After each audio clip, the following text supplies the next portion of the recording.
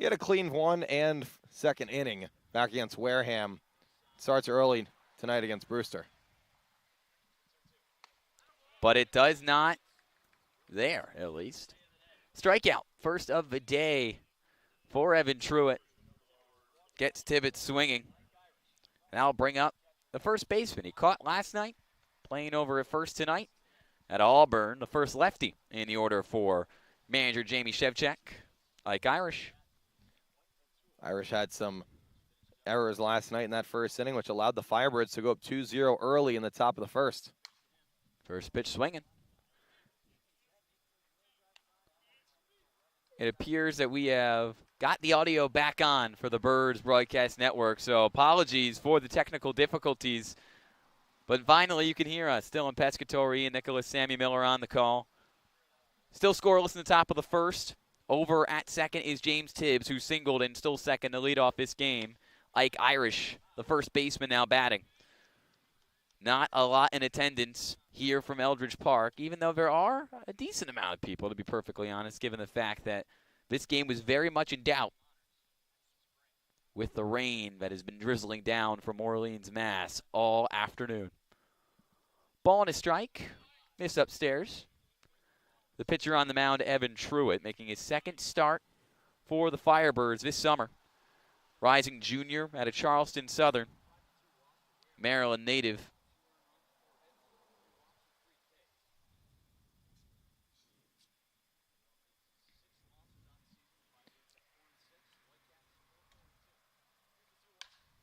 Fouled off the other way.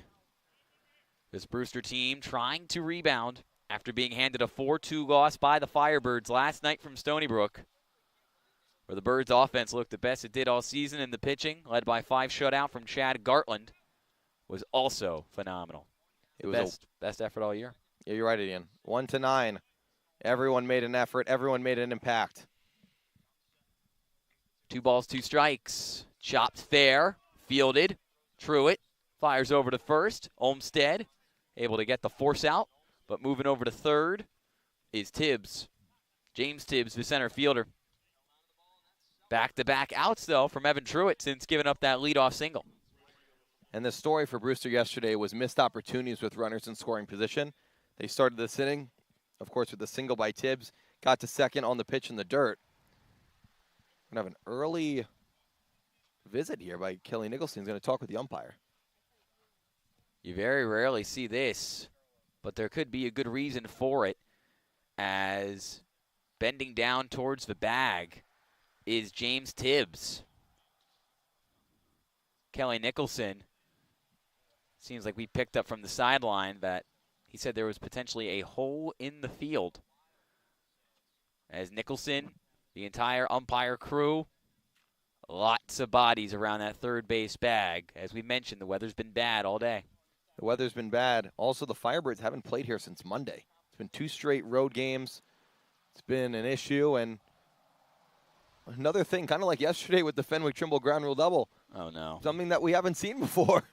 Something new and exciting every day in the Cape Cod Baseball League. I don't know if this would fall in the new and exciting category, but definitely something that needs to be addressed. Kelly Nicholson, the entire officiating crew, including home plate ump Mark Chamberlain, first base ump Joseph Labella, third base ump Stephen Williams, Jamie Shevchak, manager for the Brewster Whitecaps, trying to get this under control.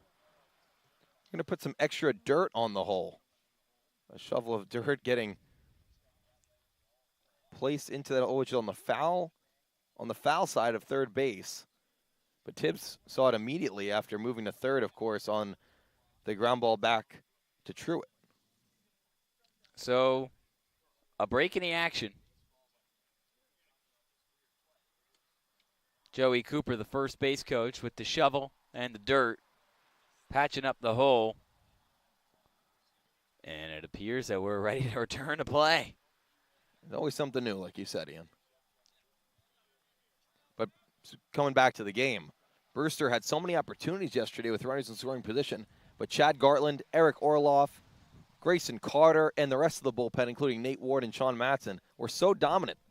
Kept them mostly off the board. A 2-run home run by Tibbs, but other than that, it was really good pitching by the Firebirds. Truitt looks to continue that here. 1 on, 2 out, and finally a ground ball fair down the left field line from Jaime Ferrer, thrown across the diamond. A long break, but a quick at bat. And a runner stranded in scoring position for Brewster after the leadoff single from James Tibbs. 3 straight retired from Evan Truitt, and it stays scoreless as we go to the bottom of the first. We'll keep it right here on the Birds Broadcast Network. And Dylan, how about you take us through the lineup tonight for the Orleans Firebirds, trying to stay hot offensively?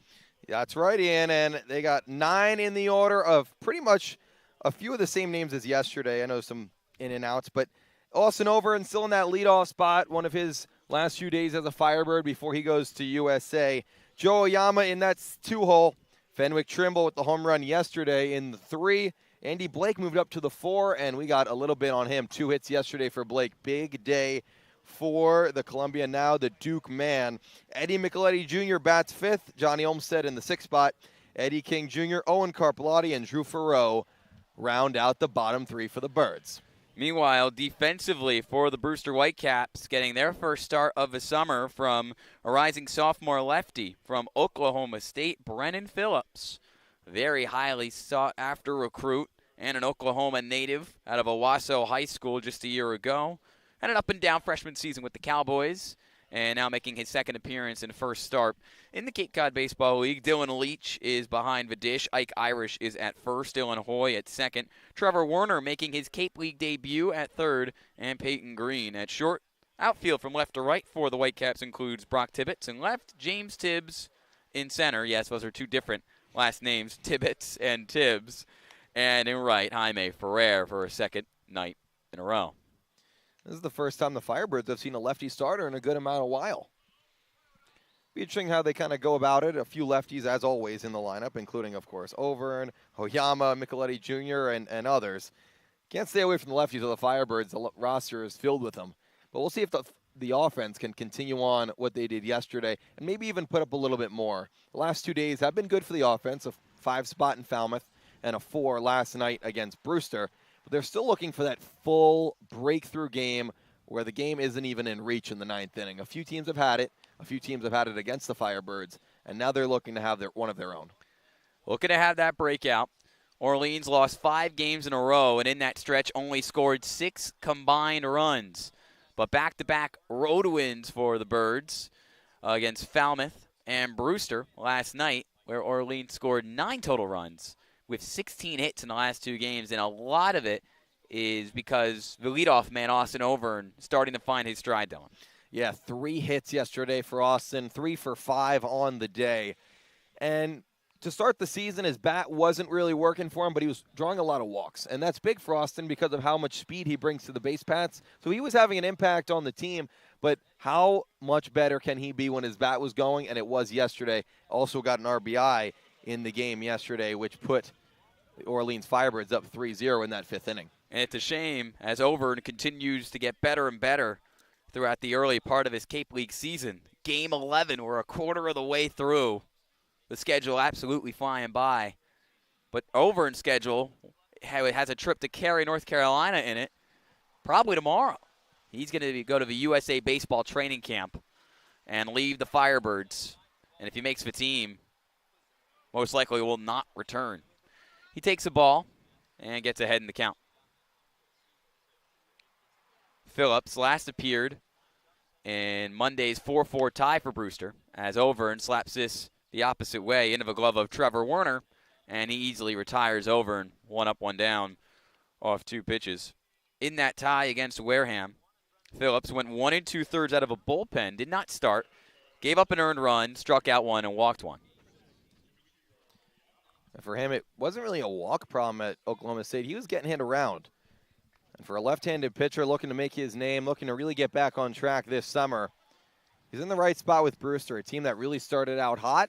Last 3 haven't been great, 3 straight losses. Firebirds looking to make it 4 today.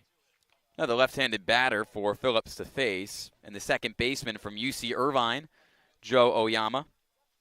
Oyama's also been an on-base machine, a 5-game on-base streak for the rising senior because he stays patient and gets ahead 2-0. Also a new catcher tonight, as we mentioned, Dylan Leach back behind the plate. An error by Ike Irish in that first inning allowed Oyama, who was stealing third, the throw it into left field, and Oyama came around to score. It put Orleans up 2-0 in the top of the first. Oyama puts the ball up in the air and out of play towards the left side foul. 3 errors in that top of the first inning from Brewster. The speed of Austin Overeem and Joe Oyama capitalizing on those defensive miscues to put the first 2 runs on the board for Orleans in yesterday's 4-2 win. 2-1. Breaking ball. In for strike 2 looking. And Ian, what has been a similarity from the last 2 wins in terms of the games? Getting the lead first. That's what the Firebirds have done both games and early as well. Orleans has scored exactly 2 runs in the top of the first of each of the last 2 games. Count now full to Oyama in the 5-4 win at Falmouth and in yesterday's 4-2 win at Brewster.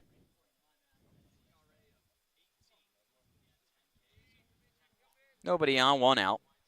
The payoff pitch also towards the left side of the infield. Hops into the glove of Peyton Green, and Oyama beats it out. That high-end speed of Joe Oyama getting the better of Brewster's infield once again. Getting pulled off the bag a little bit was Ike Irish, and Oyama reaches on an infield single. You're not going to say that's routine because it's not, but that was almost there, and Oyama somehow beat that ball out. So much speed, and that's why bringing him up, he was back in the 6th spot earlier in the season when he came over. Now he's in the 2 spot, and I like him right there. Oyama in his 7th game as a Firebird. He's stolen 2 bags. There's Fenny 2 bags, as they call him, Fenwick Trimble. He goes behind 0-1, and he stole 14 bags, Oyama did during his junior season with the Anteaters of UC Irvine. Trimble, he's been on a tear. Had a bit of a wonky play last night that we alluded to in the top of the first inning. His first home run of the year at Stony Brook Field. Probably the craziest as well. Just to recap, if you didn't see it, outfield fence in Brewster's 385. Fenwick hit it, and it's very hard to see with no batter's eye in Brewster. It seemed like it went over the fence. However, it was ruled a ground rule double initially. And James Tibbs, who was the center fielder for Brewster, agreed it was a ground rule double.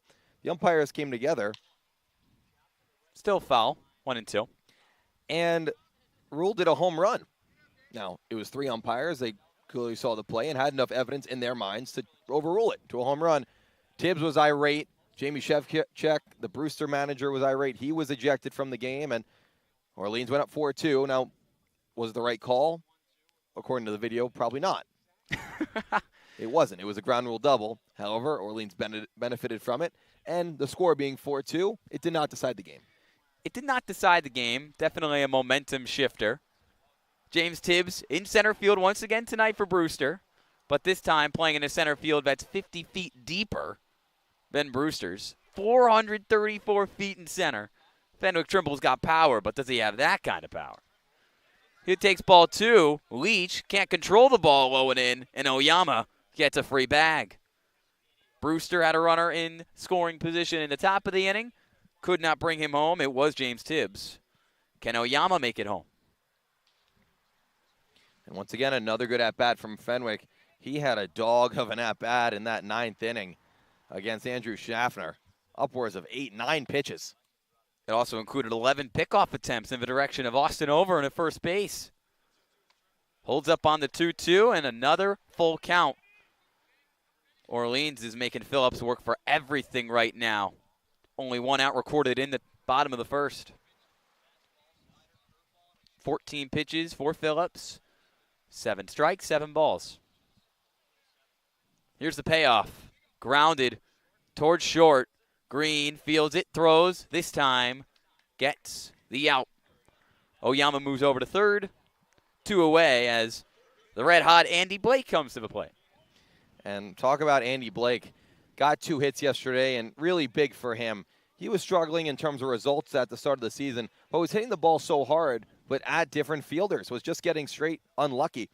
Today, according to the Cape Cod Baseball League analytics page on Twitter, Andy Blake has an expected batting average this year of .362. Goes for 6th best in the league. first pitch swinging. The reigning Ivy League Player of the Year at Columbia goes behind 0-1. Those numbers might seem a little crazy for a guy who only has 3 hits on the year, but he hit 366 during his senior season with Columbia. He's got that ability to hit the ball hard and to hit it often. Really good pitch on the inner corner to Blake. He just had to look at it, and he goes behind 0-2. A lot of guys on that list had batting averages of 330, 340. Blake's sitting at 187 right now. Such a stark difference from where he, quote-unquote, should be.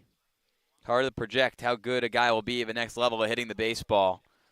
Hard hit rate, TrackMan data, it does the thinking for us and helps a lot of these scouts figure out, how well are you hitting the ball? And can this kind of production continue?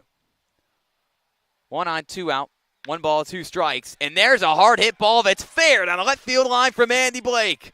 That real batting average is going to go up as he's in for a stand-up 2-out double. And Oyama scores a run-scoring double. It's 1-0 Orleans. Take that for data.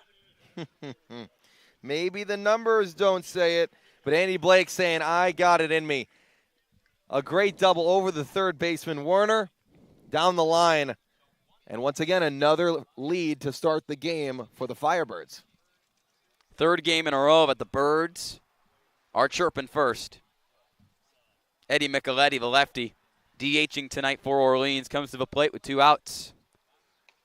Phillips has now given up a run in each of his 2 appearances. It goes back to Brewster. They started out that top of the first. Runner on second, nobody out, couldn't convert. Runner on third with 2 outs for the Firebirds. They do convert. Phillips is 0-1 breaking ball. Misses inside for ball 1.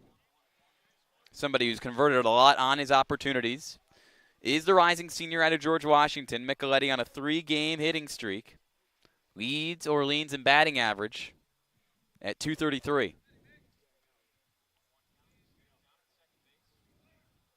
The 1-1 drops low of his own for ball 2.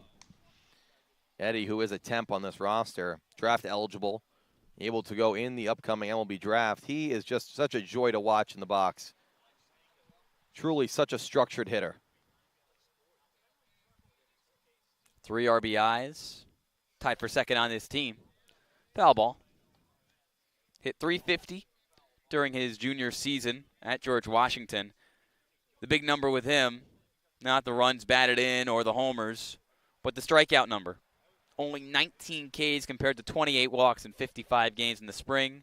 He's walked 3 times and struck out 3 times here with Orleans. Blake still at second. The 2-2 popped up left field, drifting towards his left and making the play is Brock Tibbetts. Andy Blake stranded on second, but not before the man who has become an advanced analytics darling blisters a ball down the left field line for a 2-out run-scoring double to put Orleans ahead 1-0 as we go to the top of the second on the Birds Broadcast Network.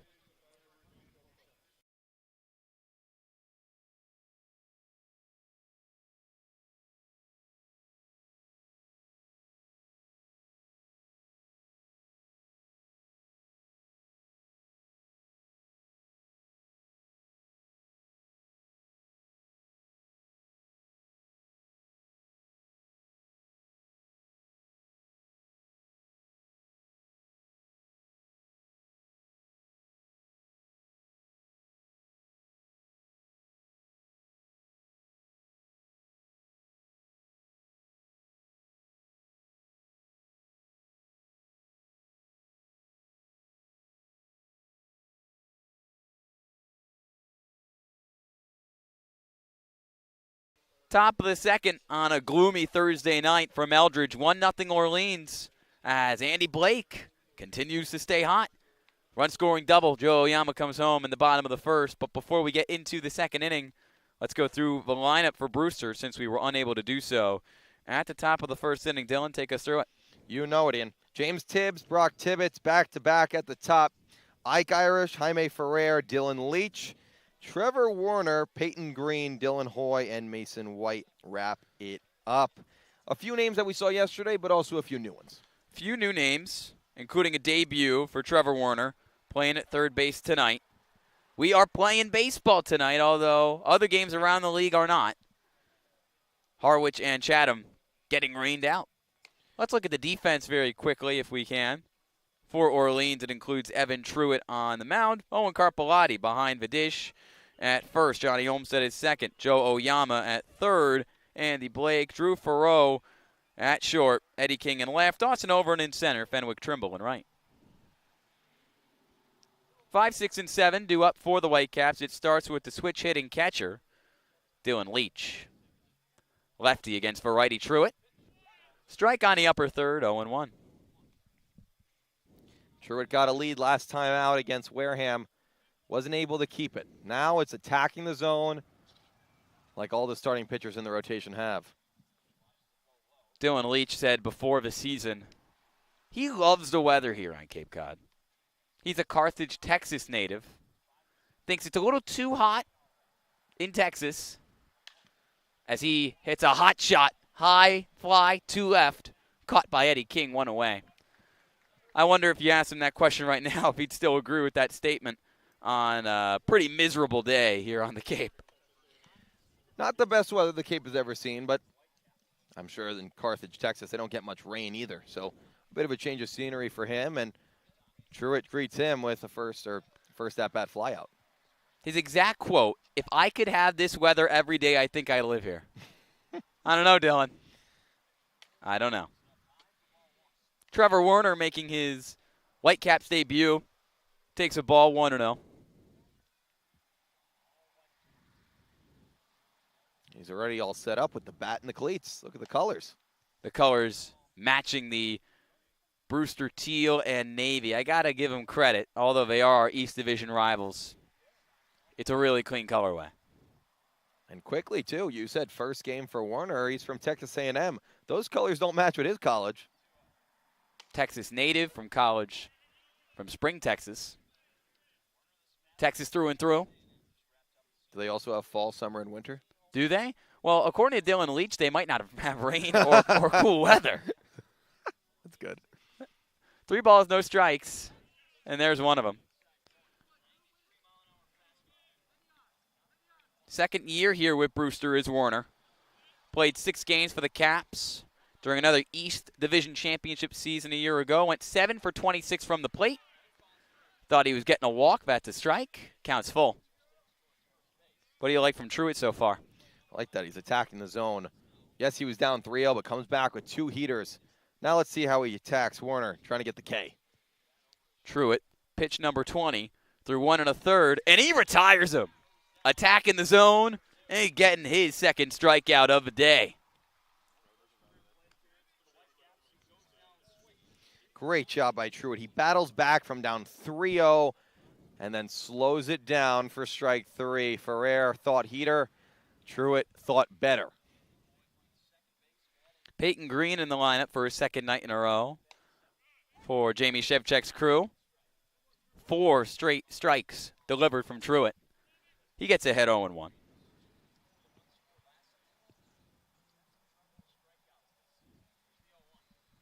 Breaking ball up and in, does not get the call, and evens the count. What's so important is, talked with pitching coach Jim Lawler. A few games ago, the Firebirds had a lot of walks. They had 9 walks, and that was against Harwich in a tough loss. That was on Sunday night. That one ball 2. And he said, that can't happen. You can't win that way. I couldn't do his accent. But that can't happen. We can't give 9 free passes. And ever since, it's been strikes, and more strikes from this Firebirds pitching staff. The accent of Jim Lawler, distinct and hard to replicate. 2 balls, 2 strikes. Nobody on, 2 out. There's 3 outs. Back-to-back strikeouts for Evan Truitt, protecting the 1-0 lead for Orleans. We go to the bottom of the second on the Birds Broadcast Network. What Cape home design will you dream up? For over 16 years, Cape Dreams Building and Design has specialized in building custom homes for clients across Cape Cod. Our core values of honesty, integrity, and quality work are what separates us from other Cape builders and help us make your dreams of your next new home a reality. From new construction to additions and renovations, contact Cape Dreams today or visit our website at capedreamsbd.com.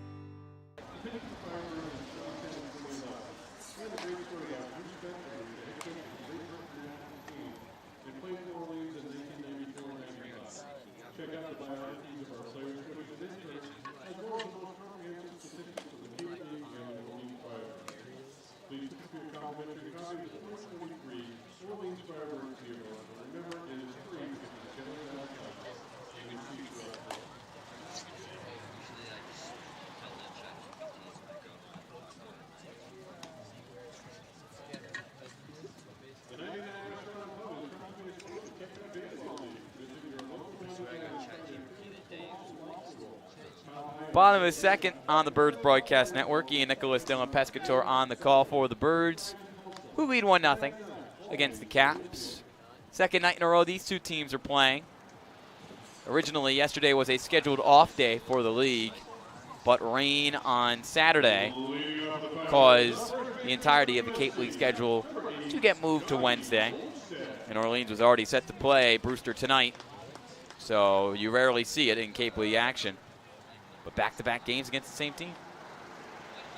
6, 7, and 8 due up for Orleans. It starts with Johnny Olmsted playing at first base, a position we did not see him play with Orleans until last night. And he was really good. And a really good bunt. Laid down the left field line, just eating it, is Trevor Werner.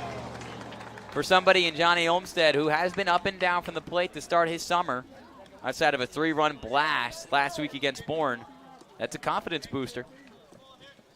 That's right, and when you're struggling, when things aren't going the way you want it to, lay down a bunt, get on base.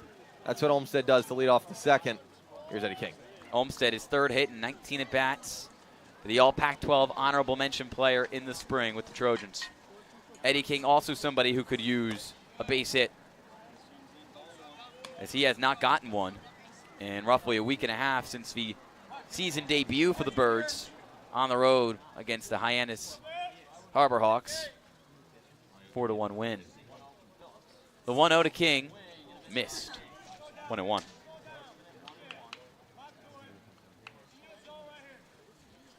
See if King can get hot. We know the potential he has, especially his speed, one of his top skills. He's been Orleans' designated pinch runner for most of the season. No stolen bases to his name, but a couple of errant pickoff attempts have been tossed when he's been on first. And as a result, he's usually swiped 2 free bags and scored 4 runs on the year overall. Such a pleasure to watch run. So fundamentally sound, easy for me to say. Chopped to third, and it gets by the glove of Werner. Picked up in the outfield grass by Peyton Green. Correctly reaching is Eddie King. And moving over to second is Johnny Olmsted. That's going to go down as a hit in the books. 4th hit already for the Birds. Yeah, it didn't touch his glove. So it goes down to the hit, and maybe that'll get Eddie King going. Maybe sometimes when you're struggling, you need something to kind of go your way. That could be the thing that could set Eddie King off. But here's a great opportunity for Owen Carpellotti. Owen Carpellotti also in need of some production from the plate. Big O with just 1 hit for Orleans on the year. He shows bunt, pulls it back with nobody out, and gets ahead 1-0. They're actually going to rule that an error. I'm sure Eddie King doesn't mind hit or error, but he's on base anyway. But official scoring is an error on that one. An E5 on third baseman Trevor Werner. Carpellotti tries to lay down another bunt and pops it foul. 1-1. The Firebirds practice bunting every single day before the game for these situations. First and second, nobody out, trying to get runners over and get runners in. Runs so crucial in a pitcher's league like the Cape Cod Baseball League. Some might consider it a showcase league, but others consider it a league where winning is still winning. Kelly Nicholson, he's been winning in this league for 18 years as the manager. And the bunts, oh so important. 2 balls and a strike. Man, Ian, wouldn't this be big for Owen Carpellotti to come up with a big hit? 1 hit so far in the air. That was against Falmouth in that second inning, which started the rally. Down 3-2. Firebirds scored 2. 1 for 14 through 5 games. Shows bunt again. Infield playing in. Laid down to the pitcher. Rotates over to first. It's a high throw that leaks into foul territory and leads to a Johnny Olmsted score. Eddie King's also making his way home, and Carpellotti standing up and on second base. 3-0 Orleans. And the defensive woes continuing to pile up for Brewster over the last 2 games. Maybe not a big hit for Owen Carpellotti, but something the big. Perfect hit. A bunt that went to the third base side. The first baseman, Irish, was crashing, so he had to get it to the third base side. He did. The left-hander, Phillips, had to make a good throw to the second baseman, who was White, over his head. 2 runs come in. Second error for Brewster. Brewster had 3 errors in the first inning yesterday and 2 errors through an inning of play today, as the bottom man of the order, Drew Farreau, gets ahead 1-0. I don't think we're talking much enough. Eddie King scored from first base on that. Wow. Led the Prospect League in stolen bases a year ago with over 30. Double-digit stolen bags with Louisville in the spring. Foul ball, 1-1. He's got speed for days. And here's another guy who showed promise. Drew Farreau, another good barrel yesterday on a single to right against Brewster. He's looking for his first bomb on the year, and he's come close. Farreau 2 for 7 over his last 2 games with a run batted in. Came in a loss to Harwich on Sunday here from Orleans, the last home game for the Birds. Low pitch, blocked up by Leach, 2-1. It's been a struggle at home for Orleans. The Road Warriors of the Cape League, 3-2 away from the friendly confines of Eldredge. Just 1-4 in front of one of the best crowds you'll find in the CCBL.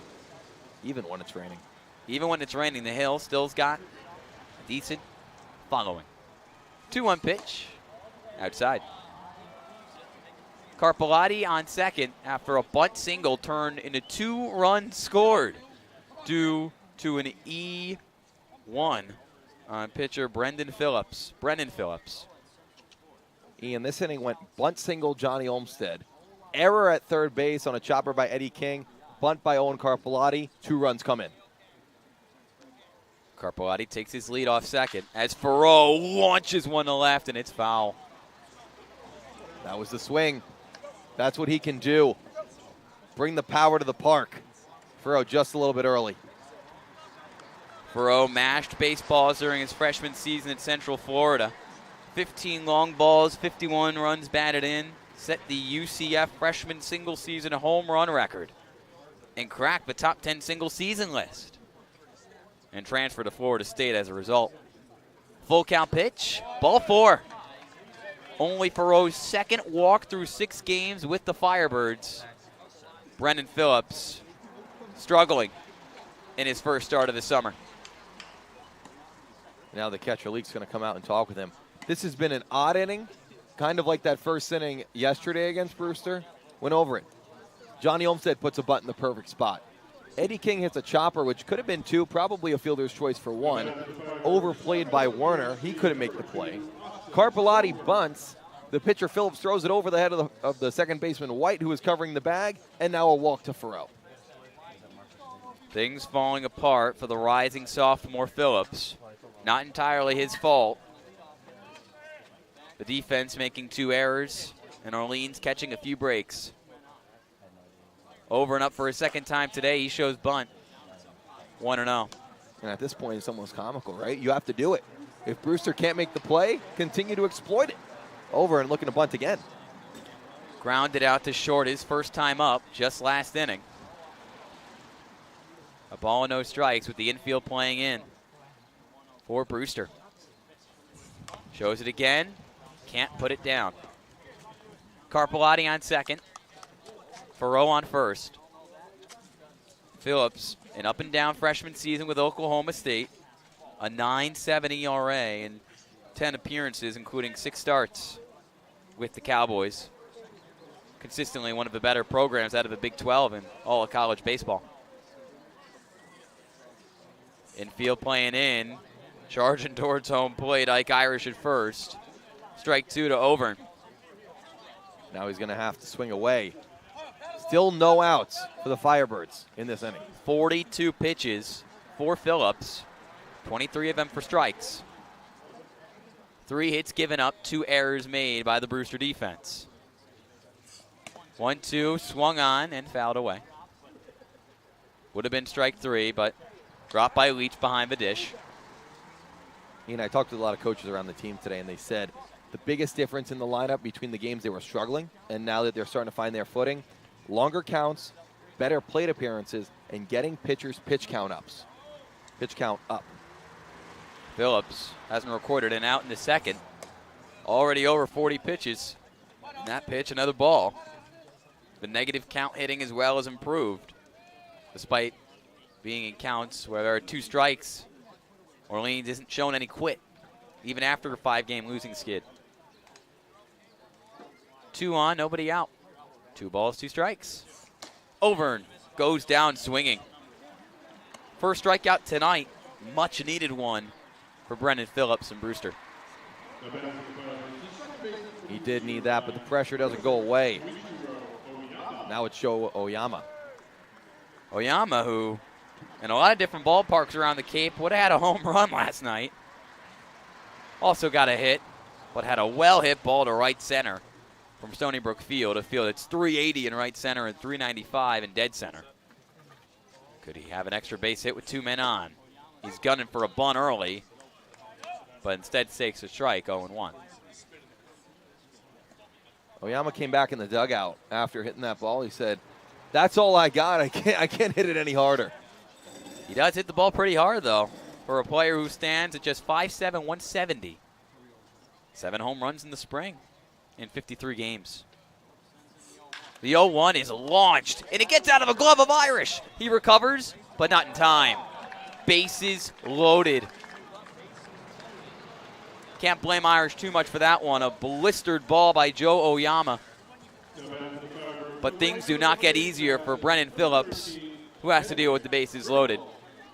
Ruled an E3 on Ike Irish at first base. The 3rd error of the inning for Brewster. It's the 2nd game in a row that the Whitecaps have made 3 errors in a singular inning. Once again, hard hit balls. They pay off. Fenwick Trimble, who had a home run last night, comes up with the bases loaded and 1 out. And takes a strike. This season, this game has been filled with a run here, a run there. That big hit hasn't been captured yet for the Firebirds. Now this is an opportunity to get it. Carpellotti on 3rd with a bunt single.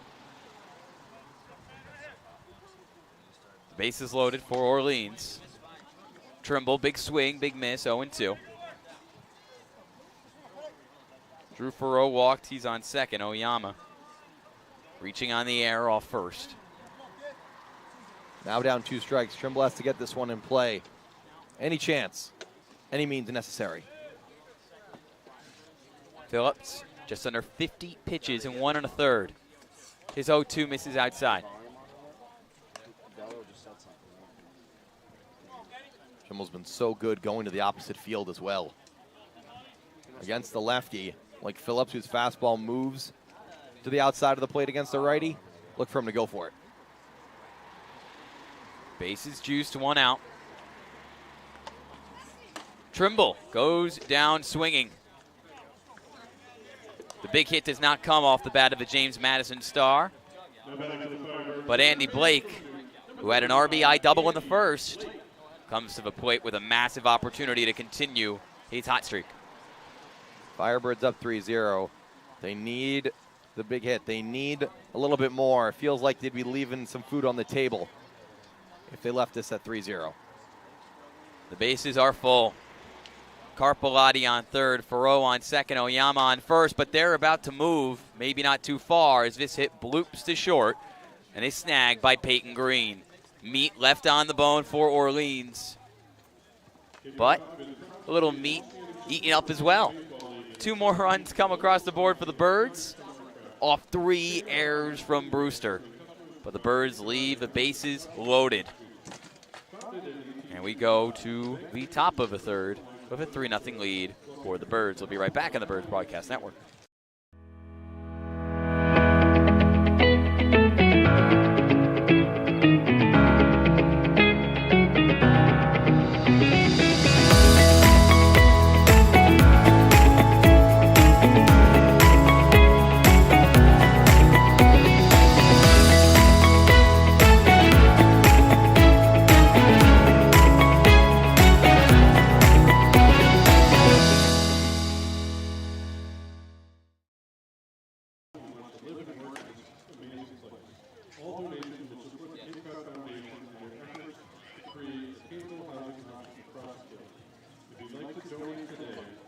Visit liveandworkcapecod.com to help Kane Ohio become a reality on Cape Cod. Do you know the song Duncan Ice Makes? Of course you do. Welcome back to the Birds Broadcast Network. I'm Sammy Miller. Now, before the game, before the Firebirds ran out onto the field, they yelled, "Let's do it for OV." OV being Austin Overn's nickname, and this is the last game that Austin will be playing here with the Firebirds. And before the game, I asked him, hey, how does it feel going to Team USA? He said, of course, I'm so excited, but it's bittersweet because he's going to miss these guys so much. And even though it's only been a week or so, he loves his teammates, but he also said he's been dreaming about playing for Team USA since he was a little kid. And let me tell you, his teammates are going to miss him so much. Jake Casey said it has been an honor to share the outfield with him, and also his energy in the dugout will be greatly missed. Guys, back to you. Thanks, Sammy. Austin Overn has been leading off and playing in center pretty much the entirety of the young season for Orleans. Only a quarter of the way through, but his impact will certainly be felt when he leaves for the USA Baseball Training Camp. Dylan Hoy leads off for Brewster, the 8th man of the order, playing at second. And still on the mound for the Birds is Evan Truitt. Ball and a strike. Truitt had that 2-0 lead against Wareham. He got it in the top of the second of that game. Kept the 0 in the bottom of the second. Gave up 2 runs to tie the game in the bottom of the third. Can he continue to put up zeros and keep this lead? It's not going to be easy for him. Some of the best plate discipline you'll find. Only 6 for 22 from the plate so far with the Whitecaps this season, but 9 walks. That leads the Whitecaps compared to just 3 strikeouts. The 2-1 pitch. Weakly grounded over to Oyama. Finally makes his way into the glove, and Oyama retires Hoy. 1 up, 1 down. Off 3 pitches. And Truitt continues to mow through the Whitecaps order at 7 straight retired for the Charleston Southern product. You were talking about it during a break, Dylan. Truitt was able to make it through 2 innings unscathed on the mound against the Whitecaps, but things kind of started to fall apart after the 3rd frame. Yeah, and he even got the first out in that 3rd inning. But Wareham's a good offensive team. They put up double-digit runs multiple times this year. Brewster, a team that's struggling on offense in the last few games. Truitt's got to take advantage, continue to put up zeros, and continue to do his thing. Here's Mason White, DHing tonight. Another lefty. Broken bat, straight to Oyama once again, and straight to the glove of Johnny Olmstead at first. One more time. You know, they say the hardest inning to pitch is one after you get a multiple run lead. Whether it be 2, 3, 4, whatever it is. Now it's 3-0 Orleans, and Truitt's making it look easy. They call it the shutdown inning. Right after your team scores runs, you have to come out, throw a 0, put a little bit more pressure on the other team to pitch better. And get Phillips back out there. He's thrown over 50 pitches. He's got to be tired. Truitt looks like a spring chicken compared to him. Gave up that leadoff single to James Tibbs, who comes back to the plate, goes behind 0-1, and has not allowed anybody to reach since. 3 strikeouts already for Truitt. 0-1 gets a whiff. 0-2. Truitt a strike away from 3 scoreless frames here on a gloomy evening from Eldredge Park. Starting pitching's been great for Orleans. Everyone takes their turn. 5 shutout from Chad Gartland last night. Tomorrow, another good start expected from Grand Canyon's Daniel Avidia, who's only given up 1 earned and 9 inning starts for Kelly Nicholson. But tonight, it's Evan Truitt's turn. And the Maryland native is in control. He shows it there. Strikeout number 4 for Evan Truitt. 9 straight retired for Evan Truitt. 3-0 Orleans. After 2.5, we go to the bottom of the 3rd where the Birds look to add more on the Birds Broadcast Network.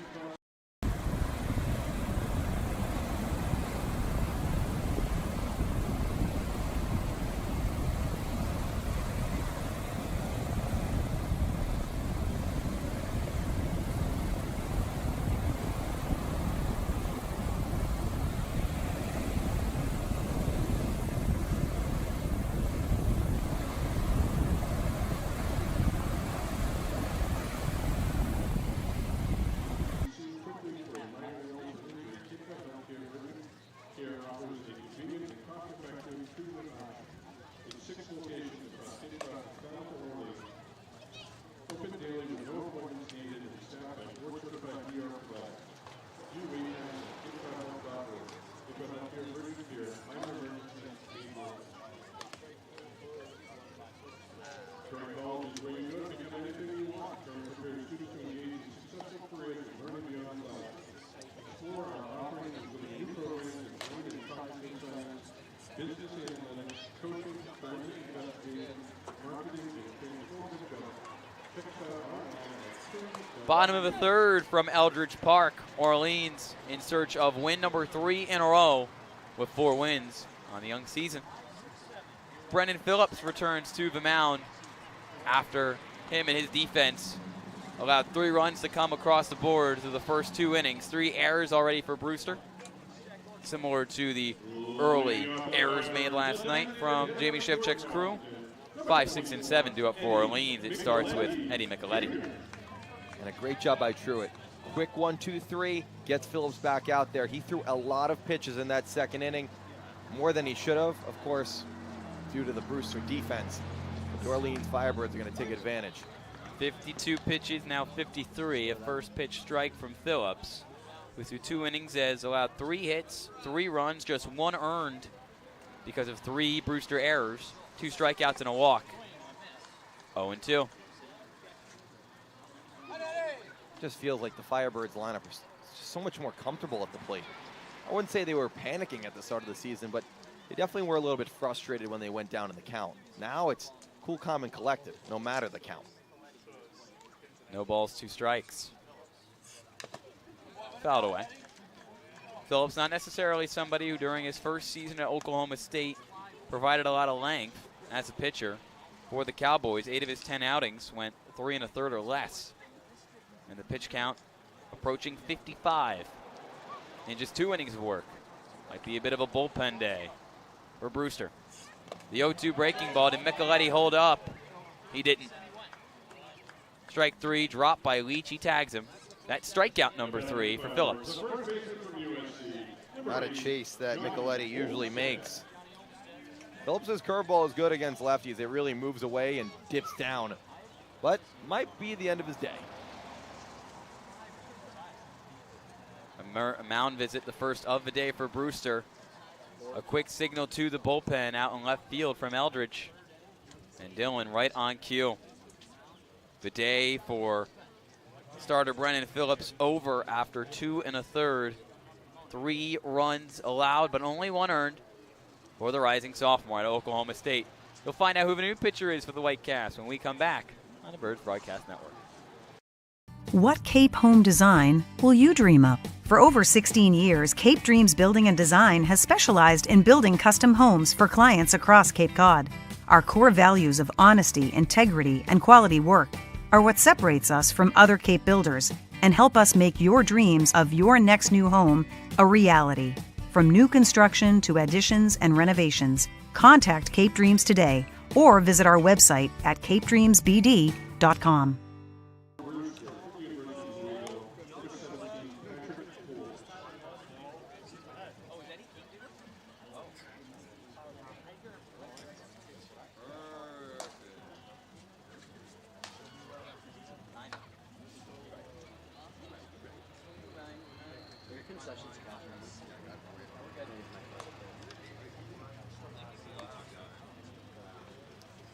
Back on the Birds Broadcast Network in the bottom of the 3rd inning. Nobody on, 1 out, 3-0 Orleans. And a pitching change early for Jamie Shevchek. Out goes Brennan Phillips. In goes Patrick Forbes. Dylan, what's the final line on Phillips? On Phillips, 2 1/3, 3 hits, 3 runs, 1 earned, 1 walk, and 3 Ks. Definitely should have got better results. He pitched better than his line will show. However, you have to think about the Firebirds hitters. They drew a lot of pitches from Phillips. Long at-bats, fouled a lot of tough pitches off, and now 2 1/3 in, going to the bullpen is Brewster.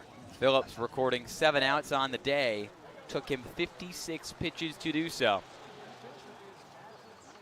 Johnny Olmstead is the first batter to face the new man in a game. Now, if you listen to our broadcast last night, you might be wondering, Patrick Forbes, isn't that a position player? Wasn't he playing in the field last night for Jamie Shevchek? Well, you'd be correct. But the sophomore out of Louisville, who's about to face his collegiate teammate Eddie King, who's on deck, pitches as well. First pitch strike. It's out to Olmsted, who singled his first time up last inning. It was that bunt single that he put right down the third base line. Hopefully that can get him going with a couple full swings. So close, and right there, fouls it right back. Forbes played in left field and batted ninth for Brewster last night.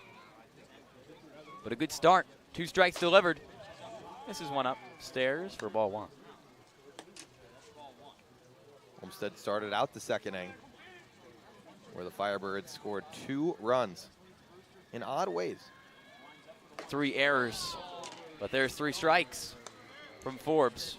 Strikeout number 1 in his first batter faced for the Bowling Green Kentucky native. And now a matchup that these two have probably been waiting for since they both figured out they'd be playing on the Cape. Eddie King, a rising junior out of Louisville, versus Patrick Forbes, a rising sophomore from the U of L, with the bases empty and 2 out.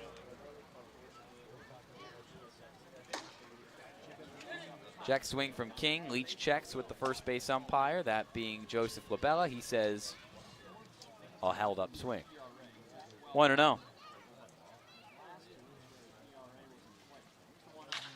Launched to left field, and Eddie King wins the battle of the cards. It doesn't hurt considering the fact that King plays for a team that used to be called the Cardinals. Maybe that was the advantage.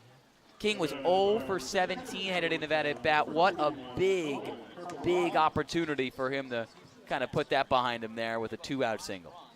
Yeah, his only hit on the year, like we said, it was that kind of cue ball, no man's land hit against Hyannis on opening night. Now he's got a good hard hit single, and big for Eddie. Maybe he can take a bag here.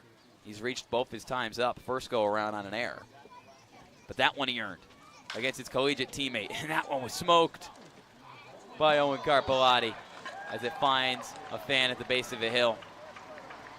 Carpellotti, he earned his second hit as a Firebird, also off a bunt single, which was followed up by an error from Brendan Phillips, who tossed it over to first base, a high toss to Ike Irish, which allowed 2 runs to score, including Eddie King, who draws the attention of Patrick Forbes on the pickoff attempt.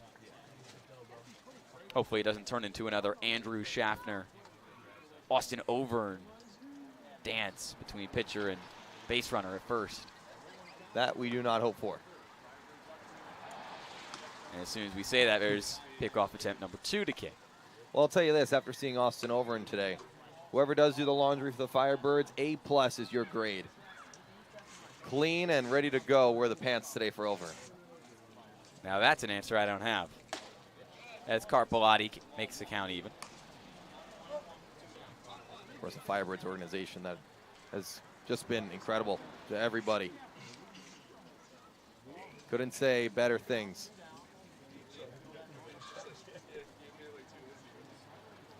One ball, 1 strike.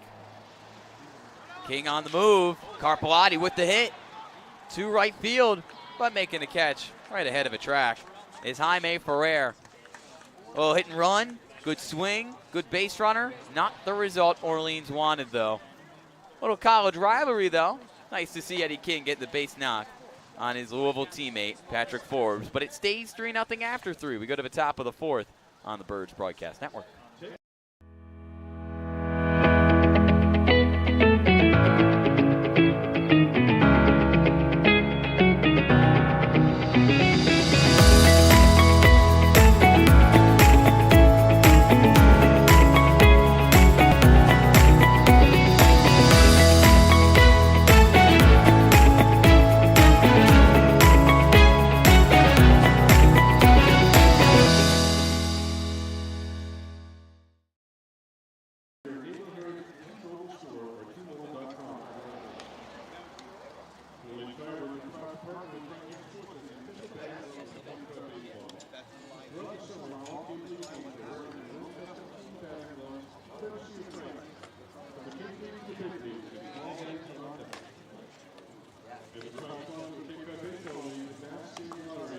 Three innings down, 3 runs for Orleans, and no runs for Brewster, trying to protect that lead in the top of the 4th inning with Evan Truitt still on the mound. Evan Truitt looking much, much better than his first time around, where he gave up a few runs to Wareham on the road last week in 4 innings. But today, 3 innings pitched, 1 hit given up. That's it. 4 strikeouts, no walks, no runs. The key number is the no walks. I'm going to keep saying it if the Firebirds pitchers keep doing it. No free passes. That's what killed them in that 5-game losing streak. And they've been really, really good. Now Truitt has to kind of flip the order. He's facing 2, 3, 4. It's a big test in the 4th. Truitt walked 3 in 3 innings and gave up 2 runs on the 14th to Wareham. Trying to go a little bit longer than 9 outs recorded here against the Whitecaps. 2, 3, and 4 due up. As you mentioned, it starts with Brock Tibbetts, who struck out his first time around. Ian, last night in a thriller of a 9th inning, just like Falmouth. First and second, nobody out. Sean Matson on the mound. And it was Tibbetts up at the plate. Now, Tibbetts had 2 hits already in the game. He's a 360, 370 hitter in the Big Ten, a top 10 hitter in terms of batting average, slugging, OPS, all those. And he had him laying down a bunt. Well, maybe they shouldn't have him laying down bunts any longer because he can hit the ball like that to left center field for a leadoff single. Hit 380 on the year for Indiana. Second team All Big Ten as a first baseman, and he parks himself at first. That's what I was saying. He's got some of the best hands in the league that I've seen. Pulls the hands in, drives that one to left. Second time in 4 innings that Brewster has had their leadoff man on, and first man on ever since James Tibbs back in the first to lead off the game. Ike Irish, another really good hitter of the baseball. 350 batting average during his freshman season with Auburn as a catcher, but playing first base tonight. Gets ahead 1-0. Only the second hit through 3 innings for the Whitecaps, who were putting the ball in play and getting on base last night, but only brought 2 runs across the board. Both of them coming in the bottom of the 8th against Nate Ward. Pop up, right field, fair, Trimble to his left, backs up, makes the catch, 1 away. Irish just missed that one, and he knew it right off the end of the bat. Truitt gets a little lucky, but gets a big first out in the 4th. 6 home runs, 50 RBIs during his freshman season with the Tigers. Hasn't driven in a run yet with Brewster, but it's only a matter of time for the talented Ike Irish to get his timing down. Here's a cleanup batter, Jaime Ferrer. Grounded that to short in the first. Comes up with 1 on and 1 out. 1-0. Ferrer, who had a big game yesterday, a few really hard hit balls. He loves to go the opposite field. Does go opposite field there with a foul. 1-1. 2 for 3 was the right fielder yesterday, with over a .310 batting average. Gonna need a new bat. Chip this one with a ball and a strike. So far, if we're talking broken bats, usually the Firebirds win that battle. Brewster takes an early 2-0 lead. However, in the game, of course. No, not Birds in the up game. 3. That's the more important score to keep track of. But in a wood bat league, one of the first of its kind in the summer ball experiment that was in the mid-1900s. First elite to really adopt the wood bats. Miss low and away, 2-1. Truitt kind of lost a little bit of his moxie in that 3rd inning against Wareham. It's a test here. Ferrer is a tough guy to face. Ferrer once again battling with his collegiate teammate, Drew Farreau tonight. Ferrer heading into his junior season at FSU.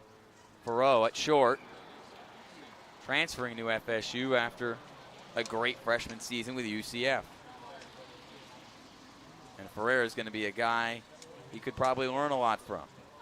As a freshman All-American and an All-ACC freshman team player.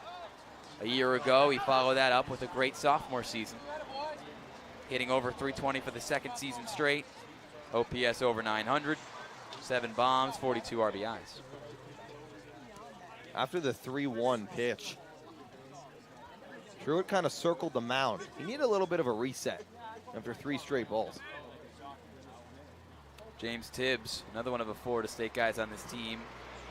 Big fan of Jaime Ferrer. That pickoff attempt not in time. Saying, quote, his competitiveness, fire, passion for the game, all things that Tibbs loves. And it's easy to feed off of it when you see that type of energy every day. And certainly energy that Jamie Shevchuk wasn't going to say no to. An energy that Brewster could use. Only 1-3-1 in its last 5 games. 4-4-2 on the year. Runner goes and whacked right in the back is Ferreira. Took that right to the lower back. Free pass handed out on the hit by pitch from Truitt. He got hit last night to start the top of the ninth, or the bottom of the ninth, I should say, at Brewster. Matson, with one of his first pitches, hit Ferrer in the same spot, right in that calf area. The 2 games, 2 hit by pitches. Can't reach Matt Holback's level, but still 2 hit by pitches for Ferrer, and now Truitt's in the jam. Holback, who made his Firebirds debut a few days ago. First 3 at bats, hit by pitch, all 3 times. But you never want to wear one. 2 on, 1 out. Brewster has the tying run at the plate. Down 3-0. Dylan Leach flew out to the left his first time up. Truitt deals. High fly to left yet again. Andy Blake runs forward at the netting. Does not make the play. 0-1. Even a valiant effort. Just ran out of room. First time Brewster's gotten a man in scoring position tonight. In Tibbetts. And Truitt's got to really bear down here. He needs 2 outs.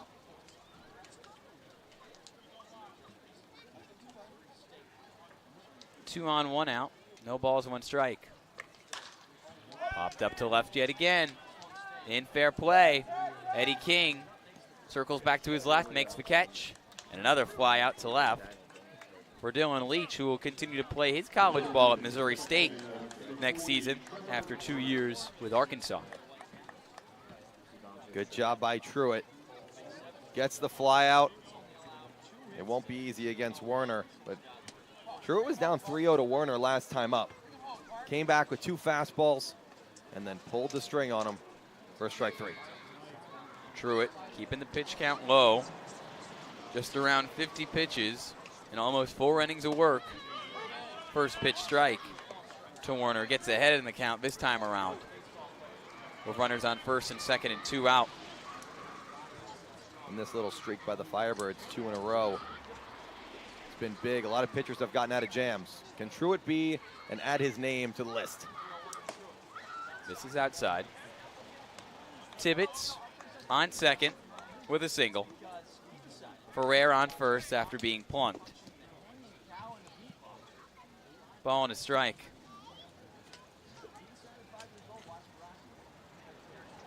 Two hits tonight for the Whitecaps. Grounds 1, smoked, and out of the glove of Drew Ferreau at short. On his way home, Brock Tibbetts scores. Moving to third, Ferrer staying at first. Man who reaches, Trevor Warner. Sloppy defense from both teams tonight. 3 errors from Brewster. Now his second error on the year for Drew Ferreau at short, and the E6 allows the run to come across the board. It was one that Ferreau got in front of and even got a glove on it. However, it bounced out of it. And now Brewster takes advantage of an Orleans error. But Truitt can't let this one phase him. 1 run came in short. Now he has to bear down. Bottom 3 of the order against Green. Find a way out of this. Green also struck out in the second inning. Multiple hits last night. 3-1 game. Check swing. That drifts foul past Olmsted. 0-1. That was a weird foul ball. Down the line, it stayed fair. Jumped foul. Olmsted gets out of the way. Of course, hoping it went back fair and stayed foul. Probably could have scooped it up and blocked up first base and tagged out Green on the way there, but decides to play it safe, and Green goes behind 0-1. Ferrer, hit by pitch, moved over to third. Reaching on an error, Trevor Warner at first. Ball 1. It's a big moment for Truitt. Up to 55, not sure. Usually around 60 is where Jim Lawler draws the line. An arm getting loose in the Orleans bullpen, and Connor Eaton, the lefty out of George Mason. Sure, it's got to step up here. If he can throw 4, get through the 4th, 1 run, it'll be unearned. It'll be big. Green, an aggressive batter. 11 strikeouts headed into tonight. Now with 12 on the year, he leads Brewster in Ks, but comes up to the plate with an opportunity to tie the game potentially. He's the go-ahead run. Goes behind 1 and 2. And if Truitt has to bury this one in the dirt, Carpelotti's got to block it with a man on third. Truitt 1-2. Skied towards the line and right. Tripping his Olmstead, but he doesn't have it.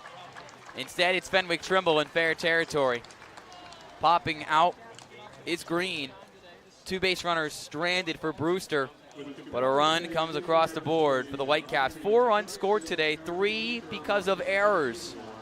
Sloppy defense on a sloppy, muddy day from Eldredge. 3-1 Firebirds. We go to the bottom of the 4th on the Birds Broadcast Network.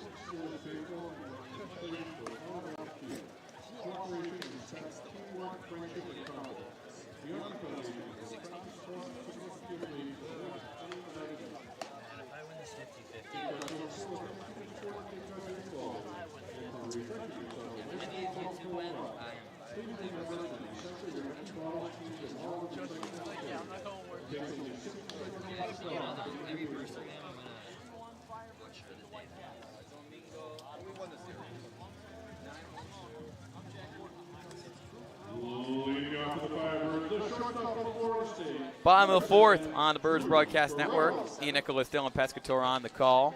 Orleans, a 3-1 lead in search of its 2nd straight win against the Whitecaps. 9-1 and 2 due up. Starts with Drew Farove, a switch-hitting shortstop, who slaps one the opposite way.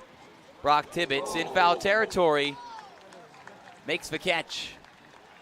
1 up, 1 down. Farove retired on 1 pitch, unable to avenge the E6 he committed in the top of the frame, which allowed the first run of the game to score for Brewster.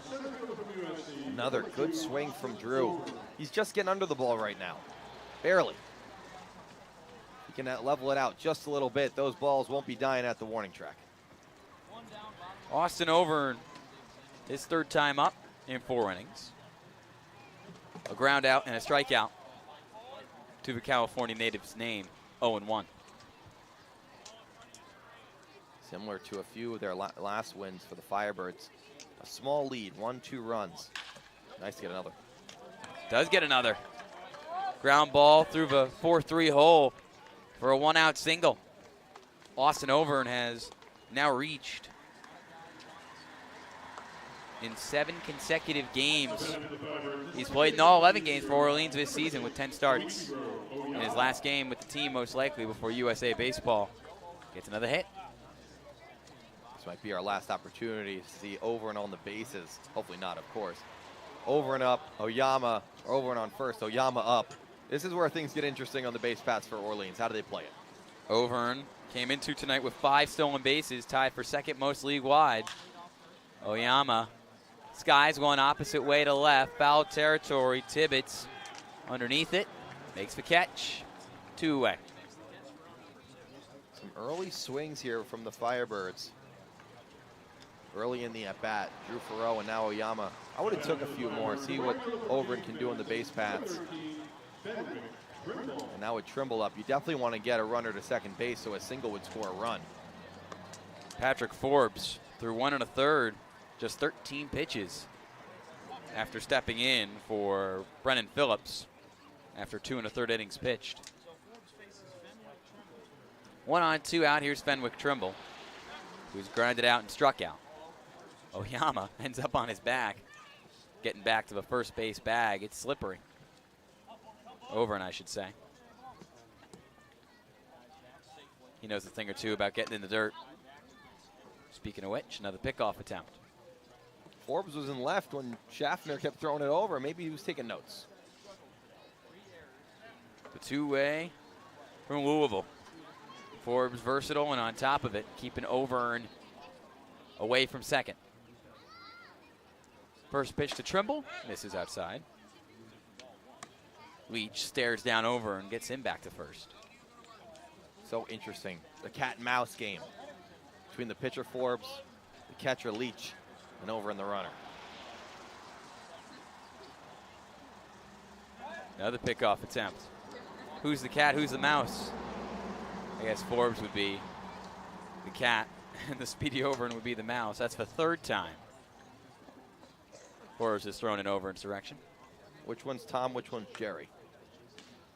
Well, the cat was Tom. And Jerry, on his way to second, slides in safe. He's still uncaptured.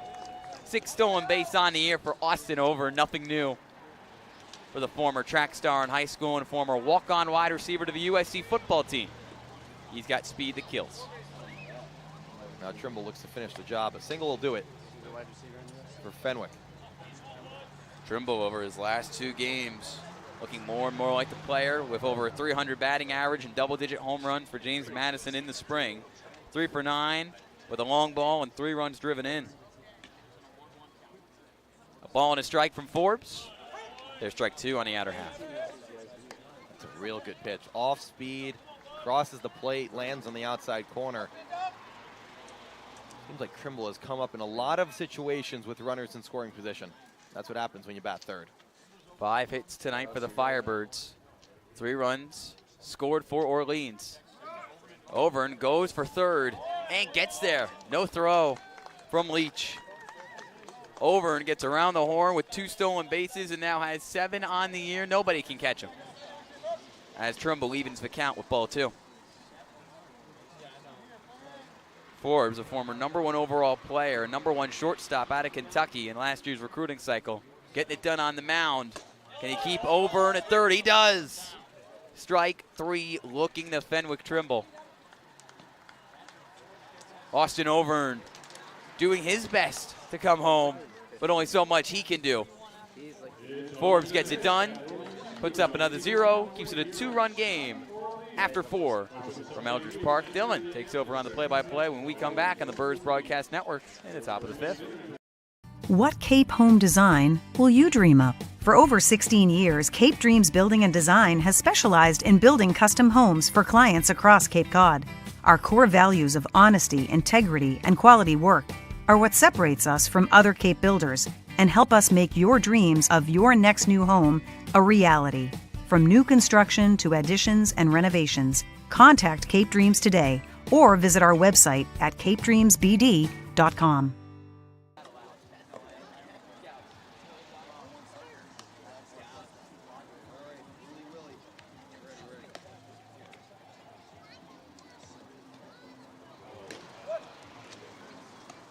Back here at Eldredge Park, Dylan Pescatore and Nicholas on the call.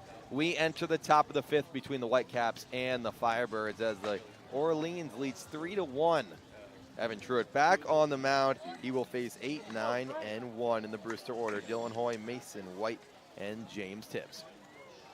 Dylan Hoy, somebody we've heard a lot about because we happen to live in the same house with the 2 Brewster Whitecaps broadcasters. A couple of my Syracuse comrades, Francesco Simone and Jack Gordon, they're always talking about Dylan Hoy because the 5'7", 175-pound Louisville transfer got a ton of spunk and personality. Tried to bunt, pulled it back as ball 1 is thrown by Truitt. Struggled a little bit in that 4th. A single by Tibbetts to lead off the inning, a hit by pitch, an E6, which allowed the run to score. The 1-0 is right back to Truitt. Backhanded catch and throws to first for the first out. That's not an easy play to make if you're Evan Truitt, but he's in the zone right now.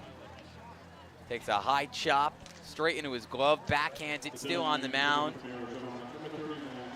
and slings it over to Johnny Olmstead with ease. It's the lefty Connor Eaton still getting warm in the Orleans bullpen. Truitt, if he could put up 5 innings again like Gartland did yesterday, put Orleans in a great situation to take this one with how great the bullpen's been. First pitch to Mason White is fouled left side and out of play. 61 pitches for Truitt, 39 of them for strikes through 4 1/3. He's been firing in the zone. Takes a deep breath. The 0-1, and there for a strike. 92 on that fastball by Truitt. He's topped out at 95. A real gem coming out of the Big South. The 0-2 is popped in right. This one is deep, back to the wall, and it's gone. Mason White launches one to right and gone to cut this lead to 3-2. Orleans still in front. Brewster gets one here in the 5th. Nothing new for Mason White. During his freshman season with the Arizona Wildcats, he hit 10 long balls in 53 games. Might be just 5'9", 170 pounds, soaking wet. But on a wet day, in a ballpark that's just 315 and right, he capitalizes and slices the lead. Back to the top of the order. Tibbs swings, hits one far. Overn backpedaling and stops to make the catch.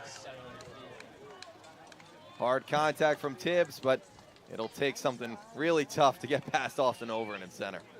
The all Pac-12 defensive team selection was Overn. It also is going to be kind of difficult to hit a ball out of straightaway center field where it is 434 feet from Eldredge. Smart move from Mason White to pull it to right. Lefty did just that, only 314 in right. First pitch strike is a fastball from Truitt to Brock Tibbetts. A strikeout in the first, a single in the 4th. Truitt looking to get through 5. That would have been gone at White. Comes the 0-1, it's a bit low. Tibbetts out of Indiana University. It still has red elbow guard, courtesy of Evo Shield. Silver cleats.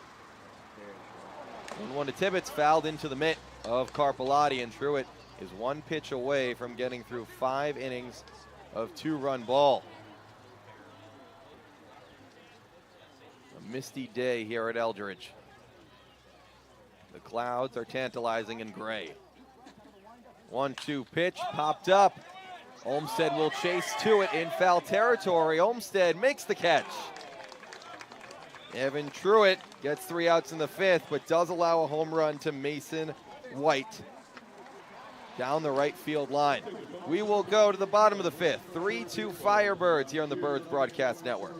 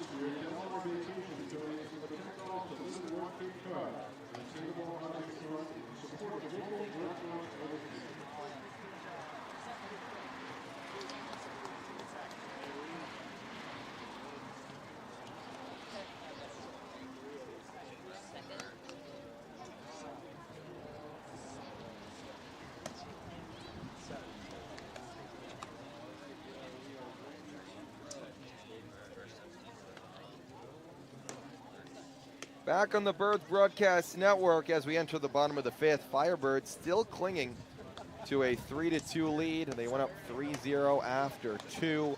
1 in the 4th by Brewster, 1 in the 5th on the home run by Mason White. We go to the bottom of the frame and a new pitcher for the Whitecaps. Ian, what do we have on him? It's the North Carolina native who plays his college ball at Virginia Tech, rising sophomore Andrew Settlinger. From the left side, his second appearance with Brewster, went 1 2/3 against Chatham on the 11th of the month with 5 strikeouts and no earned runs. He's got some great stuff. Had just over a 4 ERA with the Virginia Tech Hokies in the spring. But that ERA sat at 2.01 on May 10th and then kind of inflated as he allowed 7 earned over his final 4 innings of the season. But a great freshman season for Andrew Settlinger. And his 3rd outing here for the Whitecaps on Cape Cod. First came on the 11th in a 10-10 tie against Chatham, 1 2/3, 2 hits, no runs, 5 Ks, all of its outs were strikeouts, and then 4 more in 2 innings of work against Wareham 3 days ago. 9 Ks in 3 2/3 of work. 11 outs, 9 of them strikeouts. 34 strikeouts in 26 1/3 with the Hokies in the ACC. Andy Blake will lead off for the Firebirds. His visibility definitely has taken a hit with, it seems like almost not fog, but just the moisture in the air. A mist still coming down lightly. 2-0 to Blake. Single drove home Oyama in the first and flew out to the shortstop in the second. 2 hits yesterday, 1 today. 2-0, big swing by Blake. Now 2-1, Settlinger has the strikeout material, and Ian, the middle innings kind of caused some issues for the Firebirds yesterday. 2-1, up the middle, base hit for Andy Blake, making it another 2-hit day for Blake as he reaches first on a leadoff single in the 5th. Well, the middle innings won't be an issue for this team if Andy Blake can stay in the middle of the order and continue to hit like he has over the last 2 days. It's just so funny how things time out, right? I understand Andy had a great game last night with multiple hits. And that graphic comes out today on the Cape League social media saying, oh, here's some TrackMan data for you. Andy Blake has a top 10 expected batting average in the league, and the trend holds up. First pitch, Eddie Micheletti goes way high. Those stats always will come to even, they say.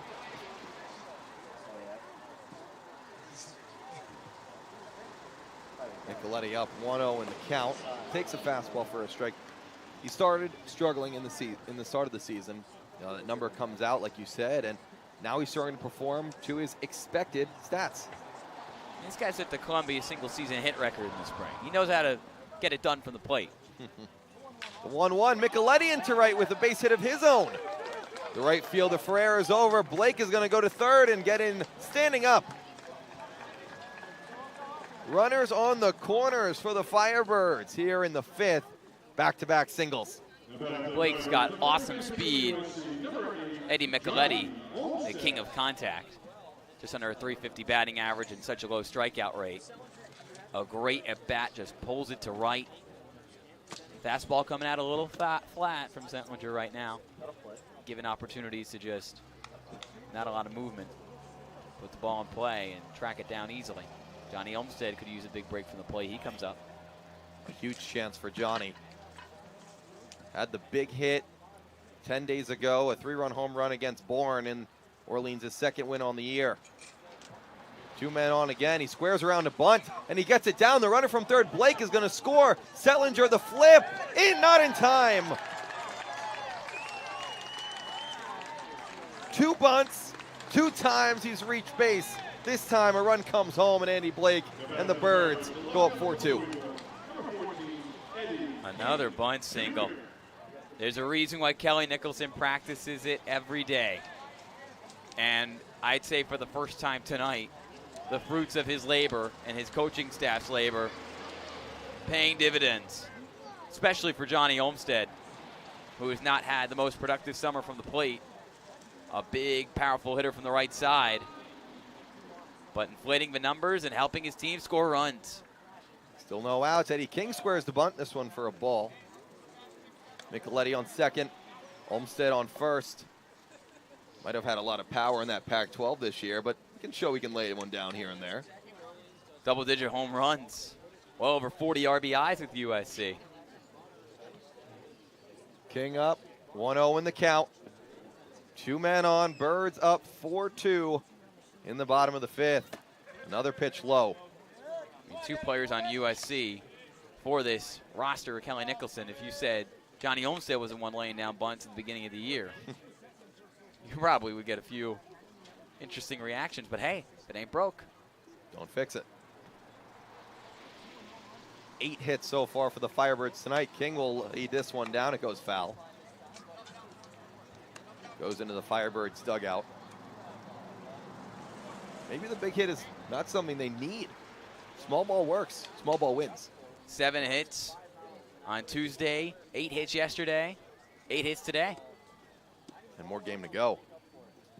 Still no outs in this bottom of the 5th. 3 straight singles by the Firebirds. Another try by King to lay the bunt down. He fouled it away. Gonna have to swing away now.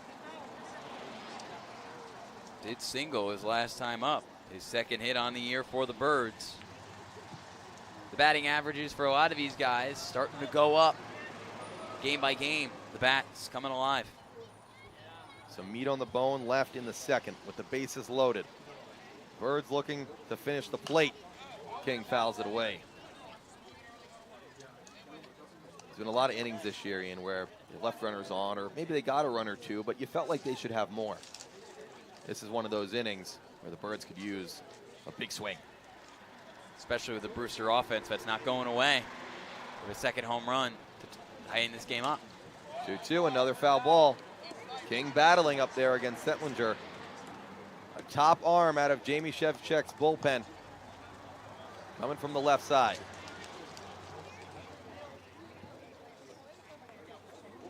The Firebirds have pounded 3 hits back to back to back off him to start the bottom of the 5th.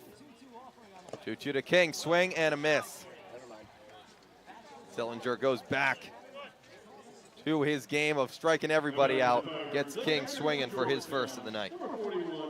Strikeout number 6 in 2 innings for Settlinger. You mentioned it before, mentioning it again. All of his outs recorded via the K here with Brewster. Carpellotti comes up to bat. Still 1st and 2nd, now 1 out. Lefty, lefty. First pitch to Carpellotti. Looks at a ball outside off speed. The scoreboard here from Orleans is shut off and reset. Still 4-2 Birds. Carpellotti up 1-0 in the count. Swings and lines this one to center. Back goes the center fielder Tibbs. It's over his head. Oh, he's going to throw home. Micheletti's coming to the plate. He's going to be tagged out. It was a fair ball that dropped. Tibbs got it quickly off the fence. Micheletti tried to score. Going to second is Olmstead, and at first is Carpellotti. Very confusing, as all runners thought it was either a catch or a single. They didn't know what to do on the bases. That's probably the farthest a Firebird has hit the ball to deep center field from Orleans this season. Owen Carpellotti shows off the raw power, but it's such a interesting field to play at as Drew Farreau swings and misses. You're not really sure. Can the throw get to home plate? Can you recover if you're stuck out there 434 feet at the wall in center field? Brewster does. 0-1 Farreau, single in the left field. The runner from third, Olmstead, he's going to come to the plate. It's cut off. Olmstead scores. An RBI single for Drew Farreau. Puts the Firebirds up 5-2, bottom 5. A season high 10 hits for Orleans. An offense that showed no signs of life in a 5-game losing streak. And I know that sounds bad, but it's just a fact. Has come alive and is sending a rude awakening to the league. But they've got the bats to battle back in the East Division standings. What a performance right now against Jamie Shevchek's crew. So Micheletti tagged out at home. Farreau says that one doesn't matter as over and takes a ball low in the dirt and scores. Olmstead. That ball was cut off at the mound. It seemed like a throw that was online or even a little bit offline could have got Olmstead. Didn't even look towards the plate. Olmstead slid in, didn't need to. Here's his teammate Overn. 2 men on, 2 outs. Swing and a miss. Drove in his first run as a Firebird last night, which scored Henry Hunter on an RBI single. We'll see if he can drive in the other catcher now. Owen Carpellotti on second. Drew Farrow at first. Got to feel good for him. He had that error back in the third. Now gets it back, an RBI single for Drew. 1-1 for over and goes high against Settlinger. Another inning where bullpen arms for Brewster are throwing a lot of pitches. This one upcoming will be number 22 for Settlinger. Farrow's got all the skills to be one of the best power hitters in the ACC. There's a reason why Link Jarrett wanted him at Florida State. 2-1 is a cold strike on the outside corner with the fastball. With Over and Steele back in the fourth, he is now tied for first in the Cape Cod Baseball League in stolen bases. Didn't come around the score. They're trying to drive in some scores. 2-2 to Over and swings and misses at a ball in the dirt. The play will have to be made, and it is. Leach to Irish as they connect on that one, but not before 2 runs from the Firebirds come across. Blake scores, Olmsted scores, big hits by Carpellotti and Farrow. We will go to the 6th. Firebirds up 5-2. What Cape home design will you dream up? For over 16 years, Cape Dreams Building and Design has specialized in building custom homes for clients across Cape Cod. Our core values of honesty, integrity, and quality work are what separates us from other Cape builders and help us make your dreams of your next new home a reality. From new construction to additions and renovations, contact Cape Dreams today or visit our website at capedreamsbd.com.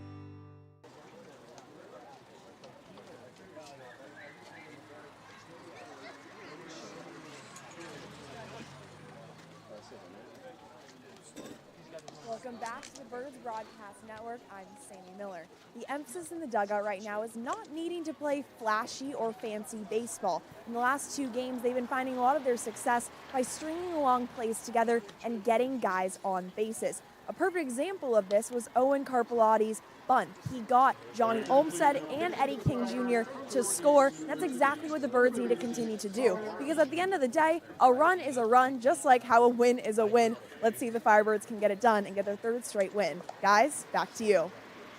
Thank you, Sammy. It has not been pretty, the game nor the weather, here from Eldredge on Thursday night, but getting the job done, like Sammy said, is getting the job done.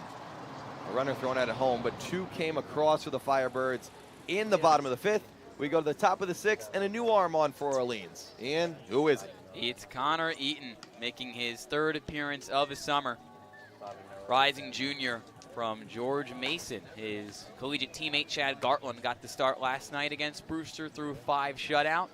Eaton trying to provide a shutout frame or 2 as well. Through 3 1/3 with Orleans, his last appearance coming on the 19th and a 4-1 loss to YD here from Eldredge. He gave up 2 earned off 2 hits with 2 strikeouts and 2 walks. Through 3 1/3 on the year, 4 strikeouts, 3 walks, and those 2 runs given up against YD. Eaton has had a little bit of a control problem, but talking with him a few days ago, he said, that's my #1 goal to work on here in the summer. Control my pitches. They're so nasty sometimes they just find their way off the plate, including a fastball that has reached 96 miles per hour from the left side. He'll face Ike Irish, Jaime Ferrer, and Dylan Leach. 3, 4, and 5 in the Brewster order, as that shutdown inning will be so important for Eaton and the Firebirds here, now up by 3 rather than up by 1 like they were last inning. Eaton, somebody who really his first year of collegiate baseball had some good and some bad. Missed the entirety of his freshman year with Tommy John. So this is a valuable summer for him to play the best of the best. Had that opportunity in the A-10 at George Mason, team that made the tournament. A 6.38 ERA, 22 walks and 42 1/3. That's the big part of his game he's looking to improve upon. First pitch of the strike to Irish, who fouls it off. Strikes have been the name of the game for the Orleans pitching staff as they've starting to get to their winning ways. Can Eaton continue along? They need 12 outs. They need 6, 7, 8, 9 with a 3-run lead. 0-1 is popped up. Left field line out of play. 0-2 to Irish, who's 0 for 2 on the day. A ground ball back to the pitcher in the first, and then a fly out to right in the 4th.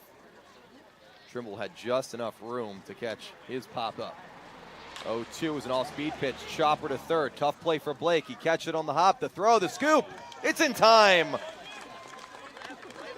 Blake to Olmsted, who scoops it for the out.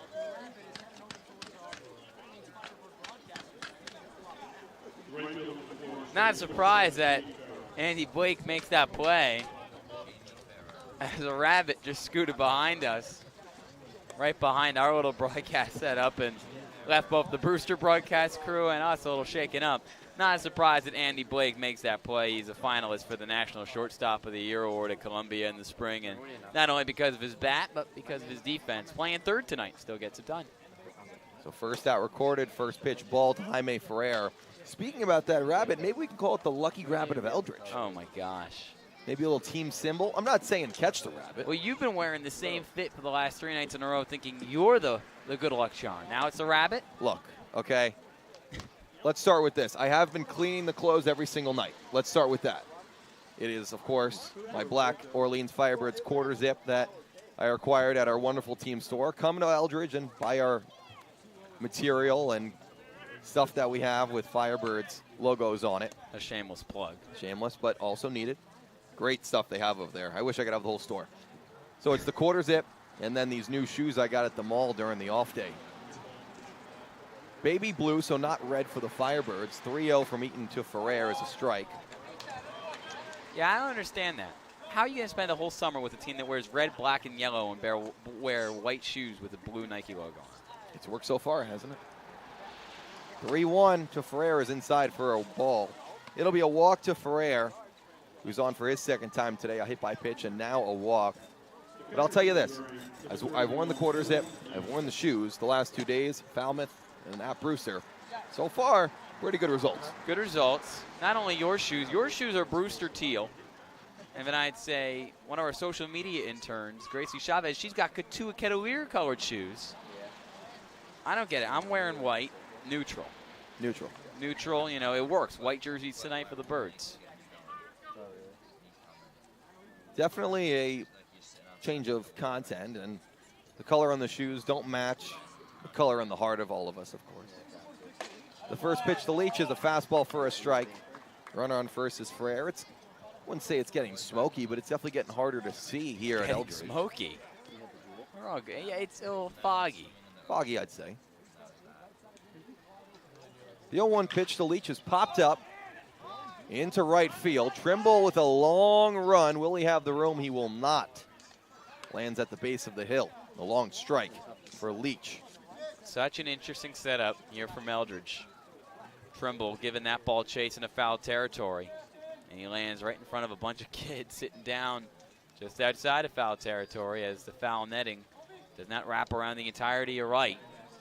You get up close and personal with potentially a future star in Fenwick Trimble. It's pretty cool. The 0-2 pitch in there. Strike 3 called on 3 pitches. Connor Eaton strikes out Dylan Leach. You mentioned Eaton stuff. So nasty. Just under 50 strikeouts in 42 1/3 with the Patriots in the spring. And he showcases it there. Trevor Warner comes to the plate. Reached on an error by Farrow in the 4th. That allowed Brewster to score their first run. His runner is on the corners with 2 outs. Eaton looks at the runner. Now deals a first pitch strike at the top of the zone. When Eaton's throwing strikes, he's as good as anybody. Tons of talent on the Cape for a reason. And not everybody's numbers are cream of the crop. And they're here. They're here because they have the skills that pay the bills. 0-1, nasty off-speed pitch at the back foot of Warner for strike 2. And Warner is Eaton is 1 strike away from getting out of the 1 runner on with 1 out jam. Top 6, Birds up 3.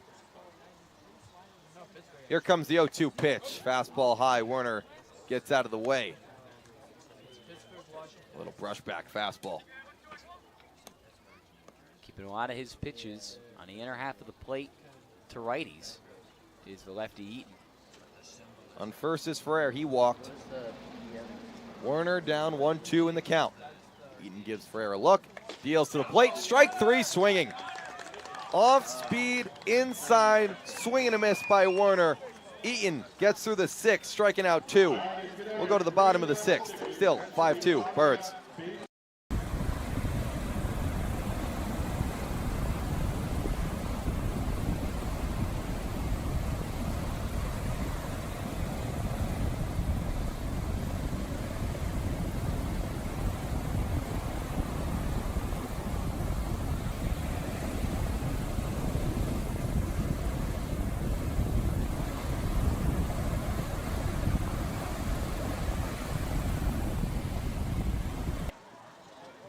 We can mention it, maybe.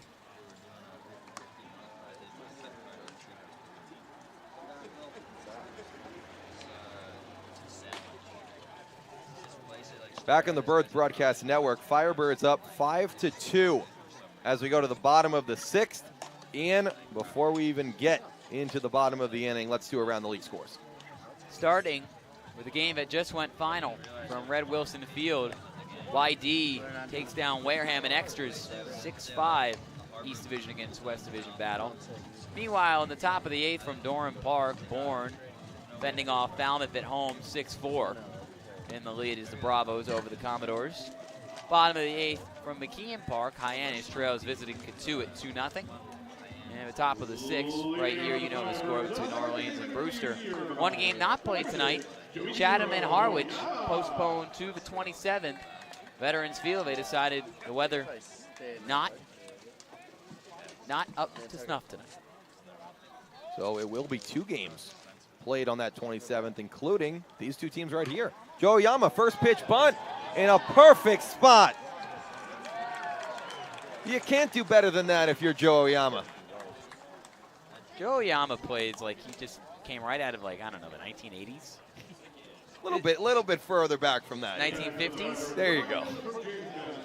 It's such Brescia, you know, I don't even know what I'm saying. He's so spectacular, I'm speechless. Mr. Fundamentals. Oyama with a great bunt past Settlinger. Hoy was deep in the hole and couldn't make the play. First pitch to Trimble is high for a ball. Firebirds with another leadoff man on. Had it in the 5th.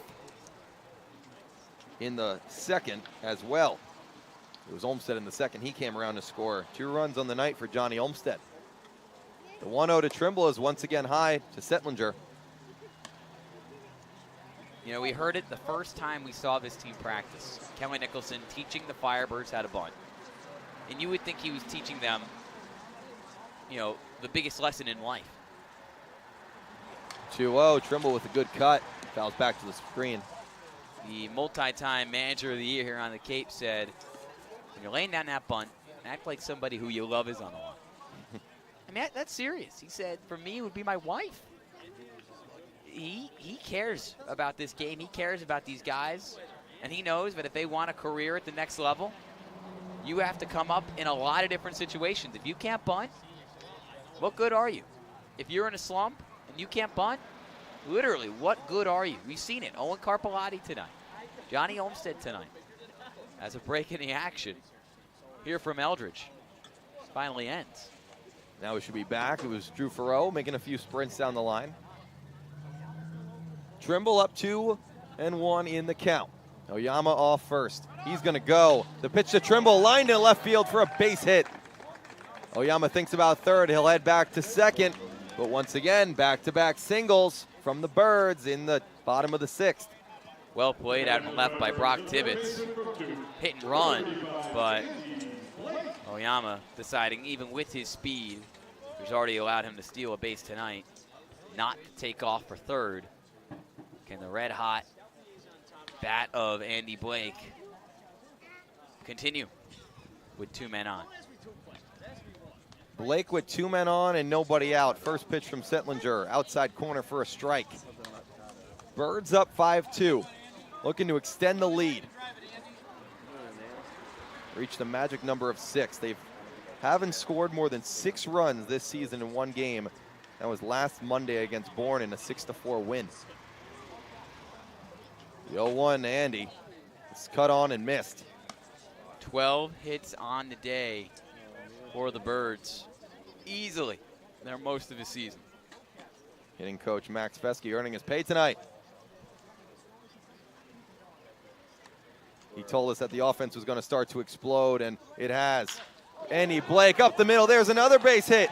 Oyama around third. He's going to come to the plate. Here's the throw from center. Oyama slides in safely. Andy Blake, another RBI single, and the Firebirds go up 6-2.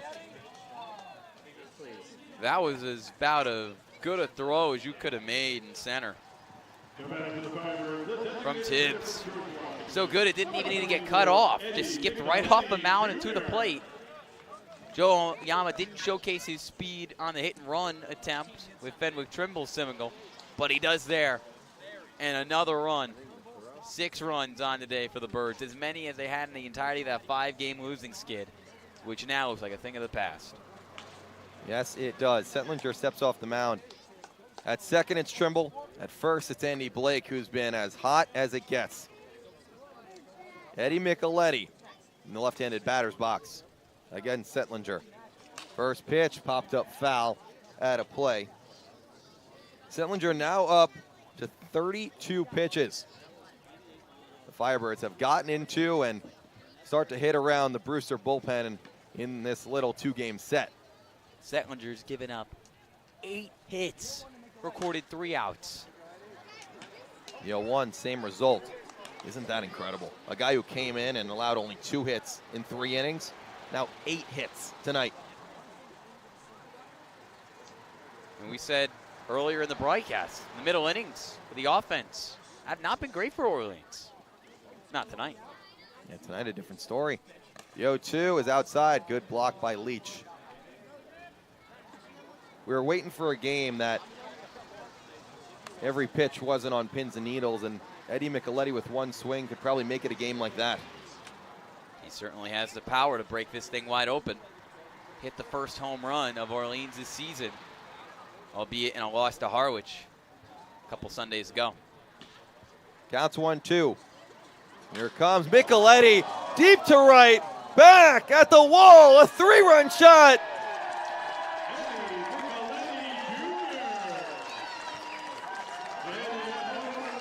I called it again. That's the second time in 3 nights, folks. I might go buy a lotto ticket. And Eddie Micheletti puts the Birds up 9-2. A monster shot here in the bottom of the 6th. 9 runs, 14 hits. Is this the same Firebirds team I've been watching all year? We've been waiting for a game like this all season. And what a fitting point in the year to do it. On a win streak at the quarter mark of the year, 11 games in, and the offense looks as good as it has been. Eddie Micheletti, he's somebody you want around all summer long, and hopefully he sticks around for a little bit longer. Settlinger not having his best outing today. Had 2 great ones to start the year. This one not so much.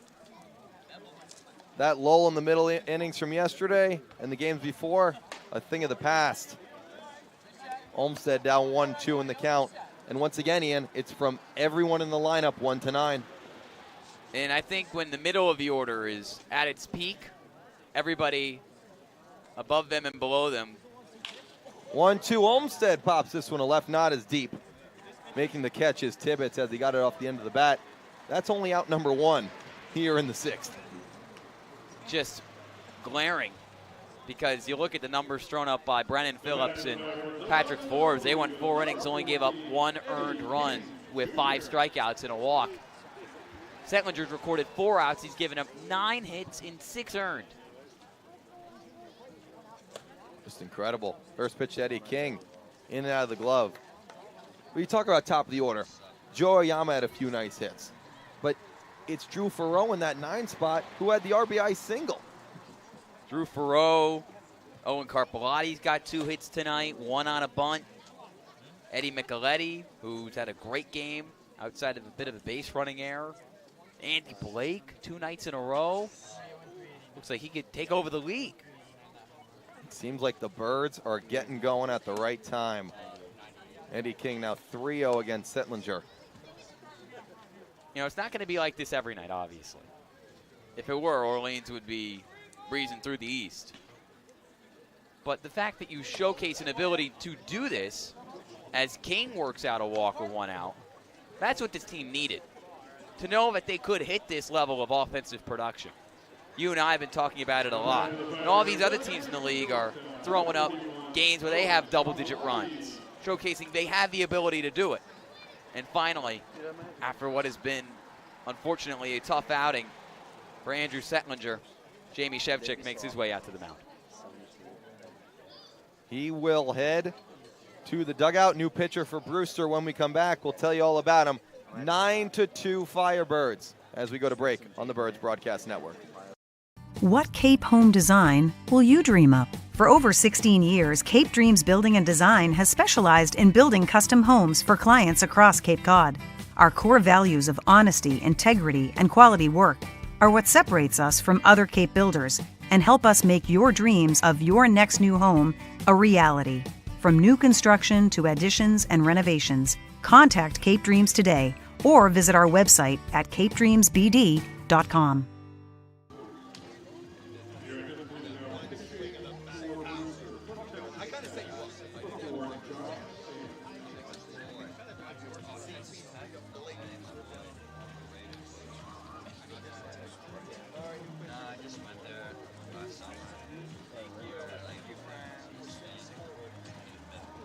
Really?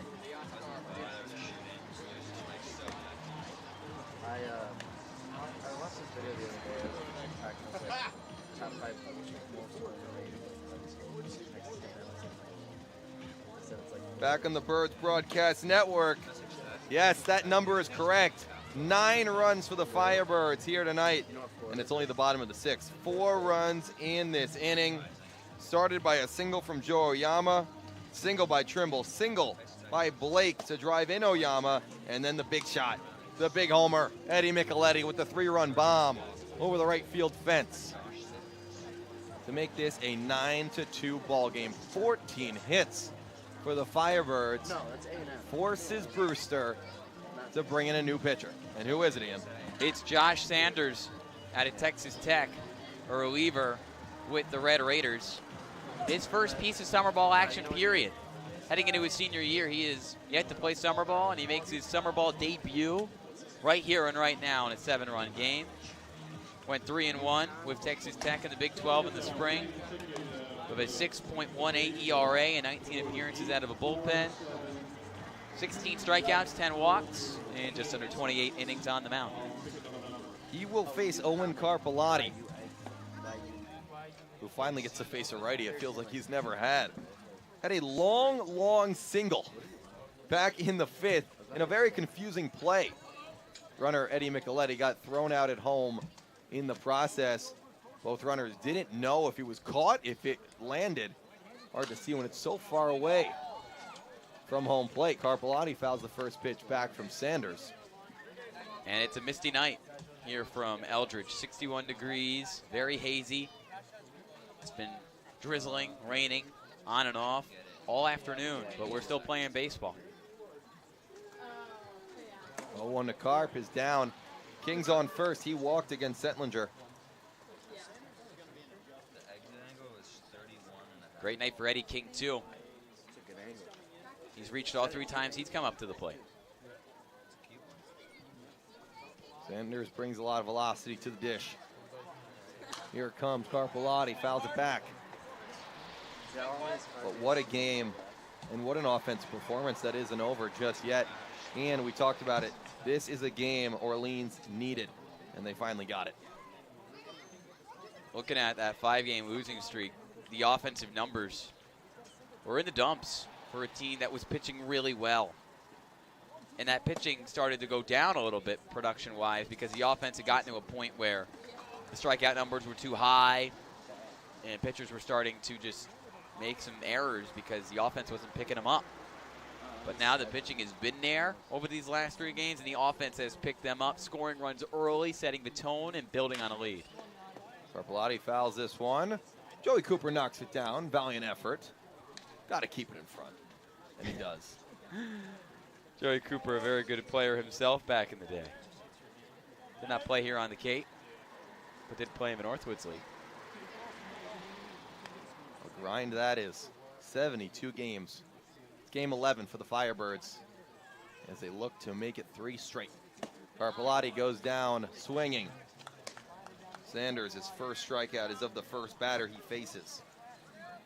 Now 2 outs here in the bottom of the 6th. And another big part of this whole turnaround for this team offensively is, never getting too high, never getting too low, always looking forward. A lot of it cliches, but it's true. There's a mental performance coach on this team. Jay Banfield, his 4th summer here, every day.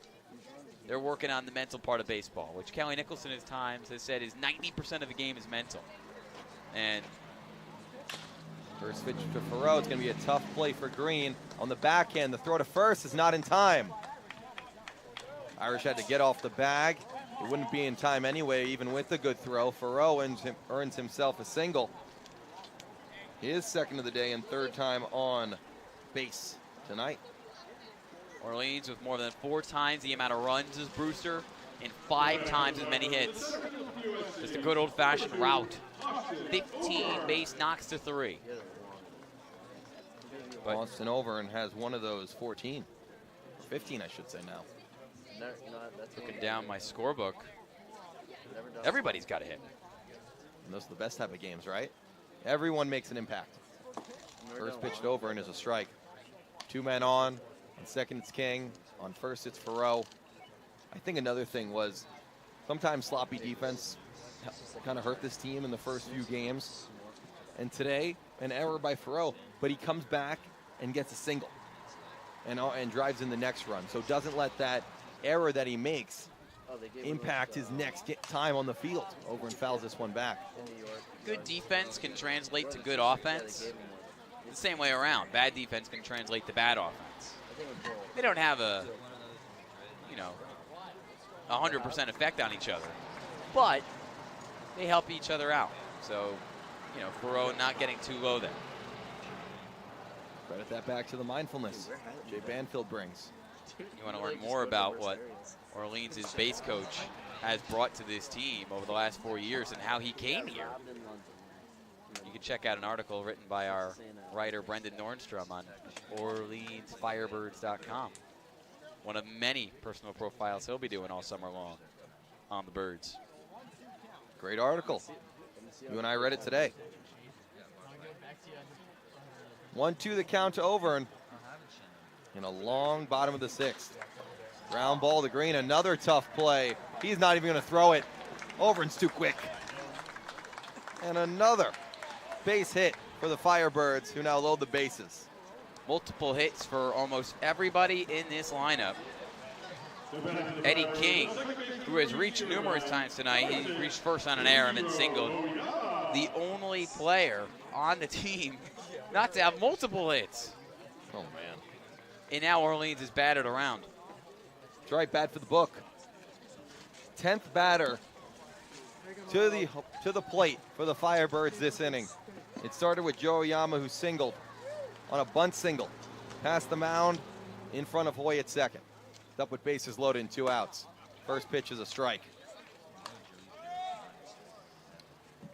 Because Orleans hit 20 at this point. 16 on the game. In terms of hits, 1 away from double-digit runs. It'll be their first time hitting it if they do. Down 0-1 in the count is Oyama. Swing and fouls this one into the mitt of Leach. It's really early on in the season, so not to jump to any conclusions, but curious to see how Brewster responds. Not only through the rest of his game, but unless they claw back with a dramatic offensive performance, they're on pace to lose their 4th game in the last 6 after starting 3-1-1 on the year.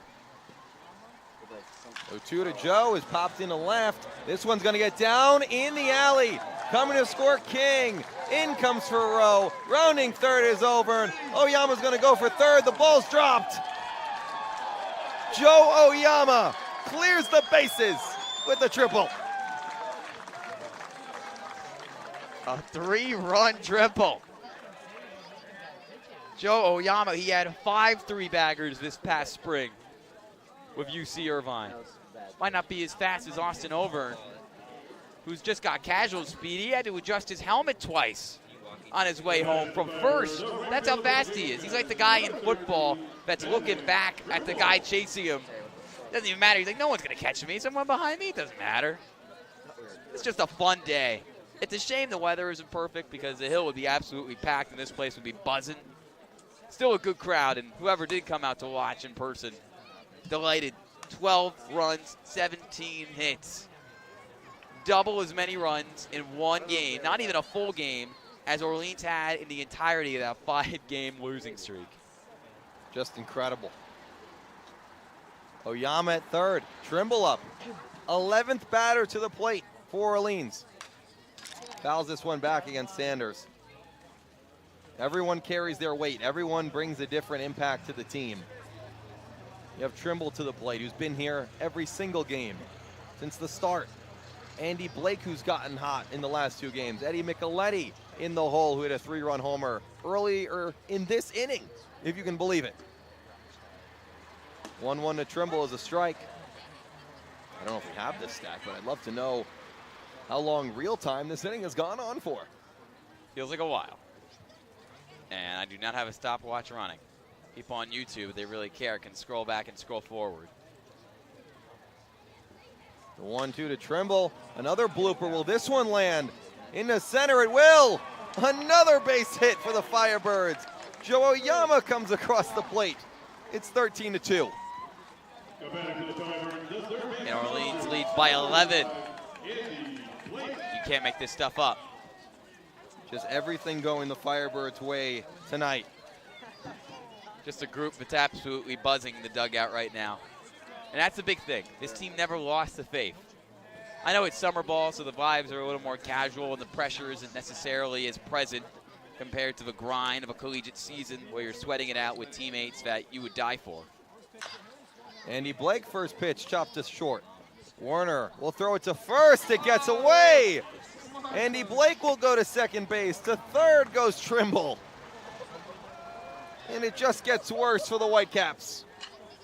It's just one of those innings. Nothing breaking the way of Brewster. You know, it's a rainy day. The defense hasn't been great. When it rains, it pours. Unfortunately for Brewster, it's just an inning you're going to want to flush away. 21 minutes as of now. Oh. In this bottom of the 6th, including a 3-run home run by Eddie Micheletti with 2 men on once again. Can he do it again? 2 outs. Blake on second. Trimble on third.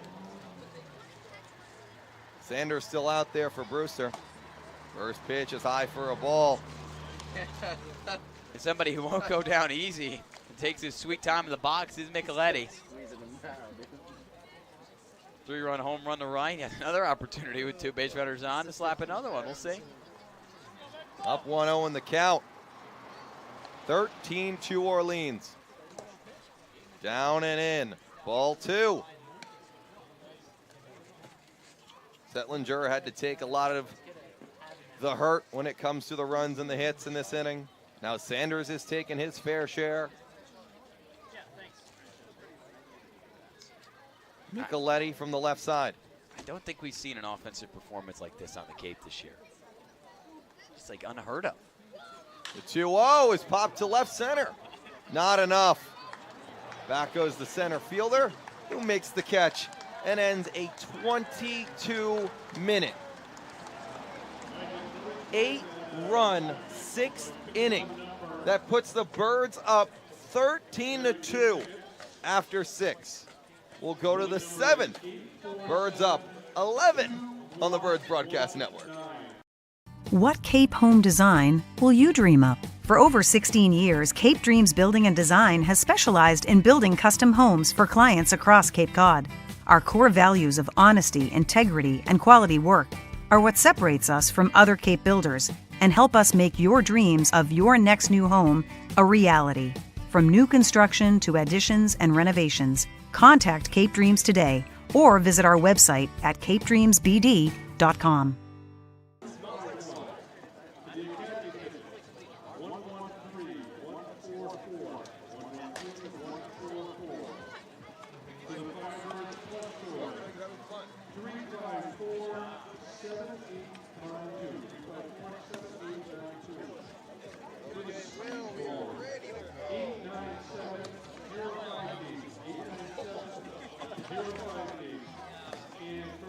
Back on the Birds Broadcast Network. Yes, that score is correct.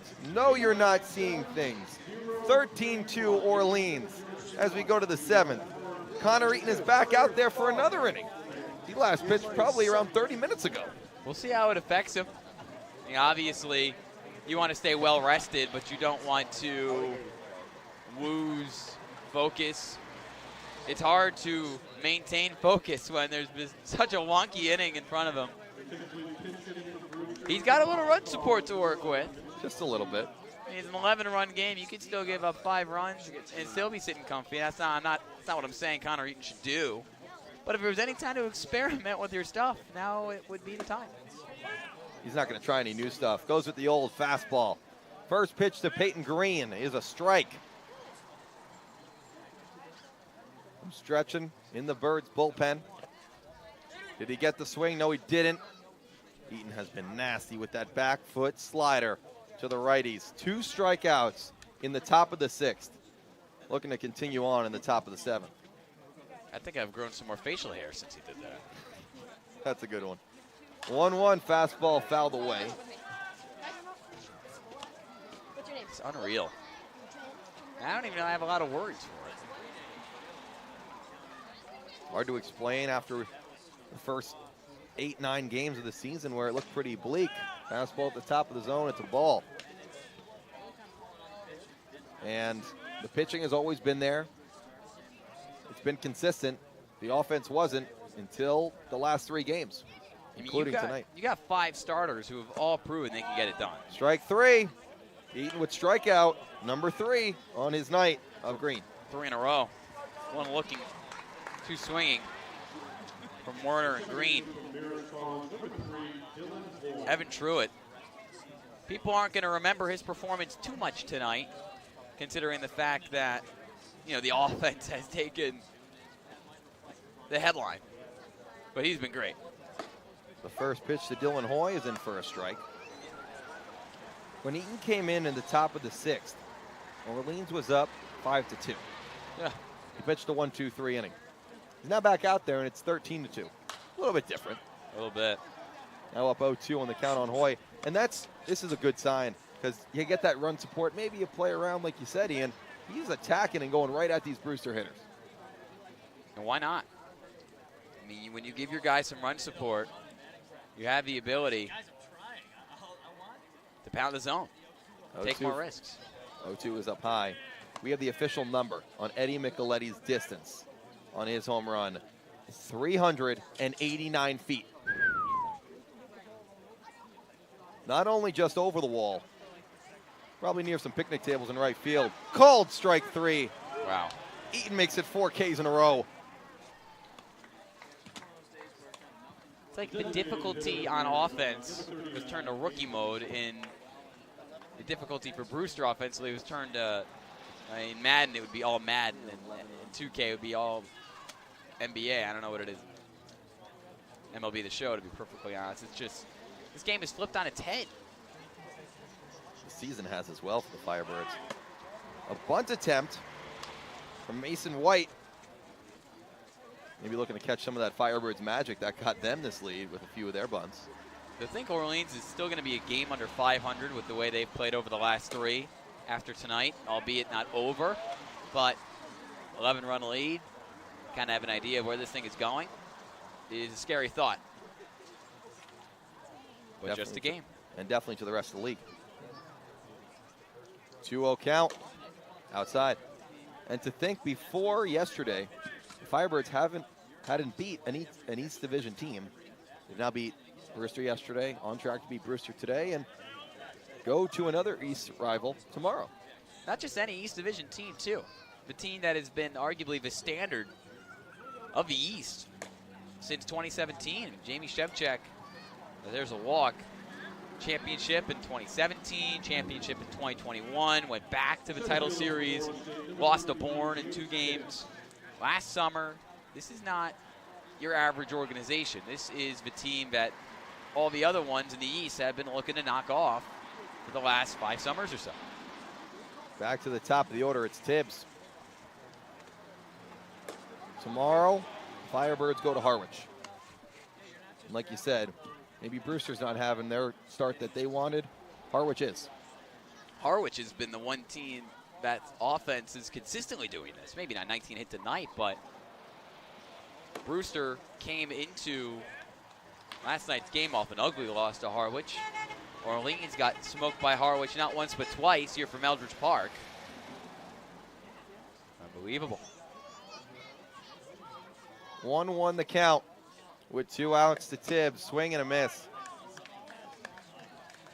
To think on a misty night where the game was maybe not in question, but definitely a delay was in there, possibly with the rain. The Firebirds offense comes out and puts up a 13 spot on the scoreboard. Strike 3, Eaton, dominance, strikes out the side. 3 Ks with a walk mixed in between there. We will stretch at Eldredge Park. We'll be back. 13-2 Orleans.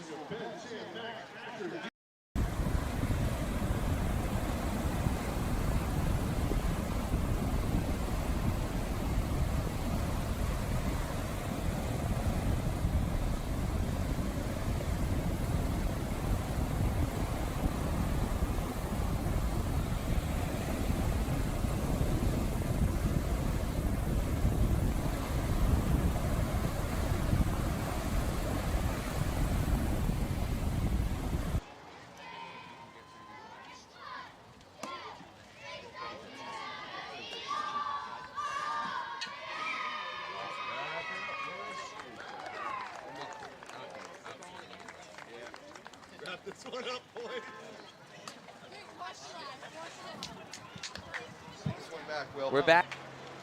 Network here in the middle of the 7th inning, and Dylan, they might be calling this game. Jamie Shevchuk, the officials, Kelly Nicholson, all meeting right now just off the right side of home plate.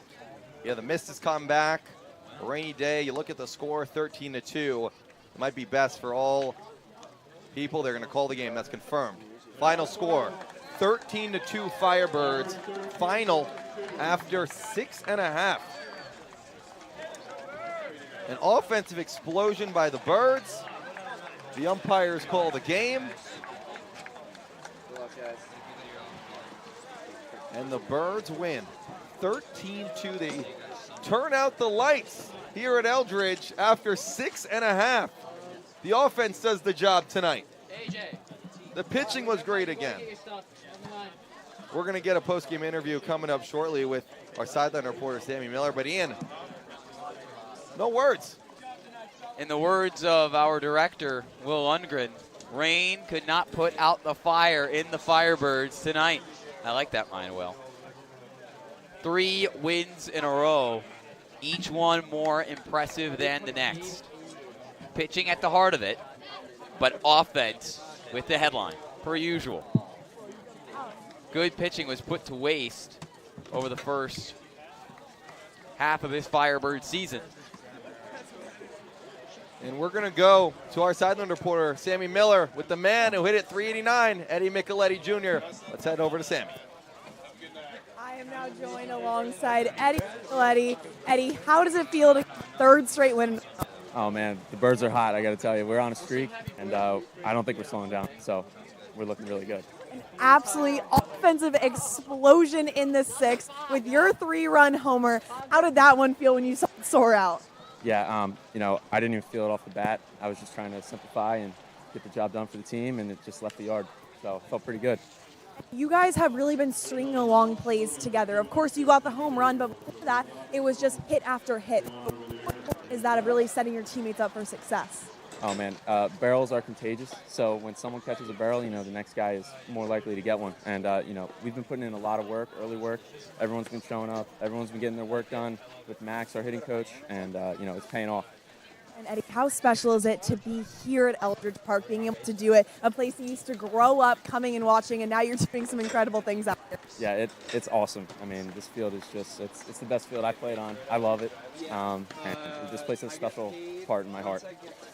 Field loves you too. And how important is it to have this momentum heading into Harwich tomorrow? It's very important. You know, we're not trying to just, win. We're trying to win the championship. And this momentum going into a good team like Harwich, will help us a lot to get our 4th win in a row. Love that mindset. Go celebrate with the guys. Congrats on the win. Thank you. Thank you, Sammy. 13-2 the final between the Whitecaps and the Firebirds as they sweep this little 2-game set. We're going to have our main man, Andy Blake, coming up here on the post-game show as we start cooling down, presented by Mazio Construction. The Firebirds banged out 19 hits tonight. I thought I was your main man. Andy Blake is my main man. Sean Matson has been my main man. Everyone's the main man when they're doing well. Fair enough. Andy's making his way quickly over here to our little broadcast setup.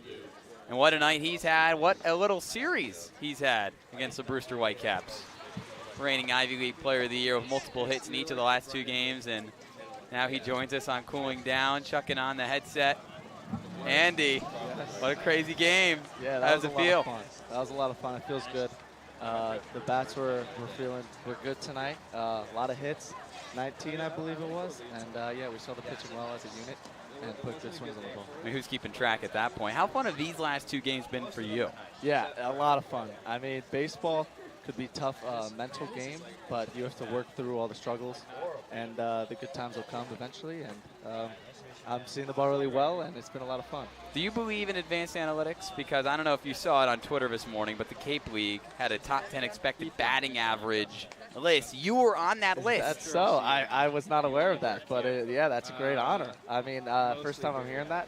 Yeah, I think that's pretty incredible, and I'm just trying to see the ball well and hit the ball. So even though those numbers weren't necessarily there at the beginning of the summer for you, did you feel like you were hitting the ball well, it wasn't breaking your way? What was the one thing that has changed over these last 2 for you? Yeah, I haven't really changed anything, just trying to see the fastball and put a good swing on it. I feel like in my first few games I've been hitting the ball well, but they've been caught or run down or fielded, and I'm glad they're starting to fall. And what do you think about this offense is the biggest challenge that was presented over these last few games to Falmouth and Brewster? What's the one thing that is so hard to contain with this group? I mean, we just have a lot of fun. I think that's the main thing. When we have a lot of joy and a lot of fun, good things happen on the baseball field. And this is a great group of guys, and I'm proud to be a Firebird. What was a crazier play? The Joe bases clearing 3-run triple or the Eddie 3-run homer? I think they're I think they're equal. Let's say that. Yeah, they're both super fun. A lot of electricity brought into the dugout. The home run was incredible. That ball went like 600 feet over the fence. But Joe's backside bases clearing triple was also incredible to watch. Seeing him run the bases is really fun. Andy Blake, you've been pretty fun to watch over these last 2, and that was a heck of a game. Go enjoy it with the rest of the guys, and thanks so much for joining us on Cooling Down. Thanks for having me. What a game for Andy. What a game for this group. Almost everybody in the lineup, Dylan, with multiple hits. It is unbelievable. Ian, it's like I'm playing, like you said, on rookie mode on MLB The Show, and things are still breaking my way. But still, upwards of 19 hits for this team. An offensive explosion that hitting coach Max Fesky predicted a few days ago. It was a few days past, but hard hit balls finally dropping for the Birds. They got a little lucky as well. The bunting was great. Fundamental baseball always wins, and they did a great job of that tonight. But now they have to move on to a team that's done this to them twice. Yes, tomorrow, a big test for Orleans with an opportunity not only to win its 4th in a row, but to get back to 500 on the road against Harwich. It's going to be fun. That's a Harwich offense that you said has done a lot of this, the run scoring that is, on a more consistent basis. But Orleans, you got to think, in the East is the hottest team in the league, and in the West it's Catuit, who has been unflappable through a quarter way of the season. Hard to dissect this Orleans Firebirds team, 11 games in, on pace for a 20-win campaign, on pace to make the playoffs, but as you and I can say best, it's a week-by-week league. I mean, last week this team was 10 out of 10. Offense really did not begin to click. Pitching was pretty good, but not enough to get wins. Now they've got an offense that looks like it can be in the top half of the league. Maybe it could be the best offense in the league, but you never know. Who knows? We'll see what we get tomorrow against Harwich. Hopefully the good times keep rolling. The one thing that is consistent is the guys like each other a lot. And, that's a testament to Kelly Nicholson. That's a testament to Jay Banfield, the entirety of his staff, who just comes in every day with a new mindset and a new level of optimism that things are going to get better, and they have. 100%. The team chemistry has always been there. Every player has said it, win, loss, whatever it may be, no matter the score, they've said that. And also, I think from a technical, what can I even say? Strategic standpoint, you got to think that the ending after 6.5 also helps the Birds. I mean, this is a team, and the rest of the league as well, in a stretch of upwards of 10-plus days straight with games. Tonight, they only had to throw Evan Truitt and then Connor Eaton. Only 2 pitchers used. Tomorrow, they have their best starter on the mound as well. They do. Daniel Avidia, 9 innings this summer. The opening day starter for the Birds and Kelly Nicholson's crew on the road against Hyannis. He's only given up 1 earned run. All 3 of his pitches have looked excellent in his first summer on the Cape.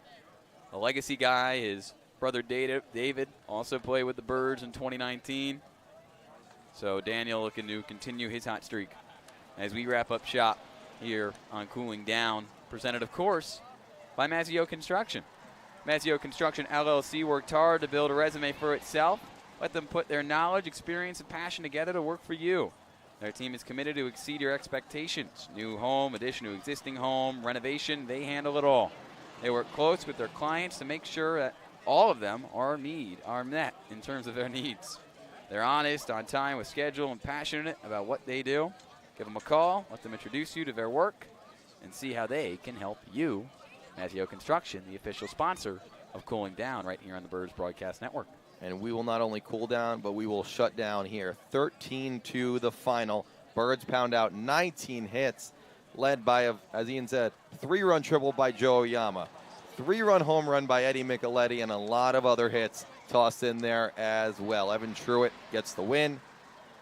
Brewster drops another game to the Birds, 2 games straight that is. And now Harwich tomorrow, 6 o'clock at Harwich.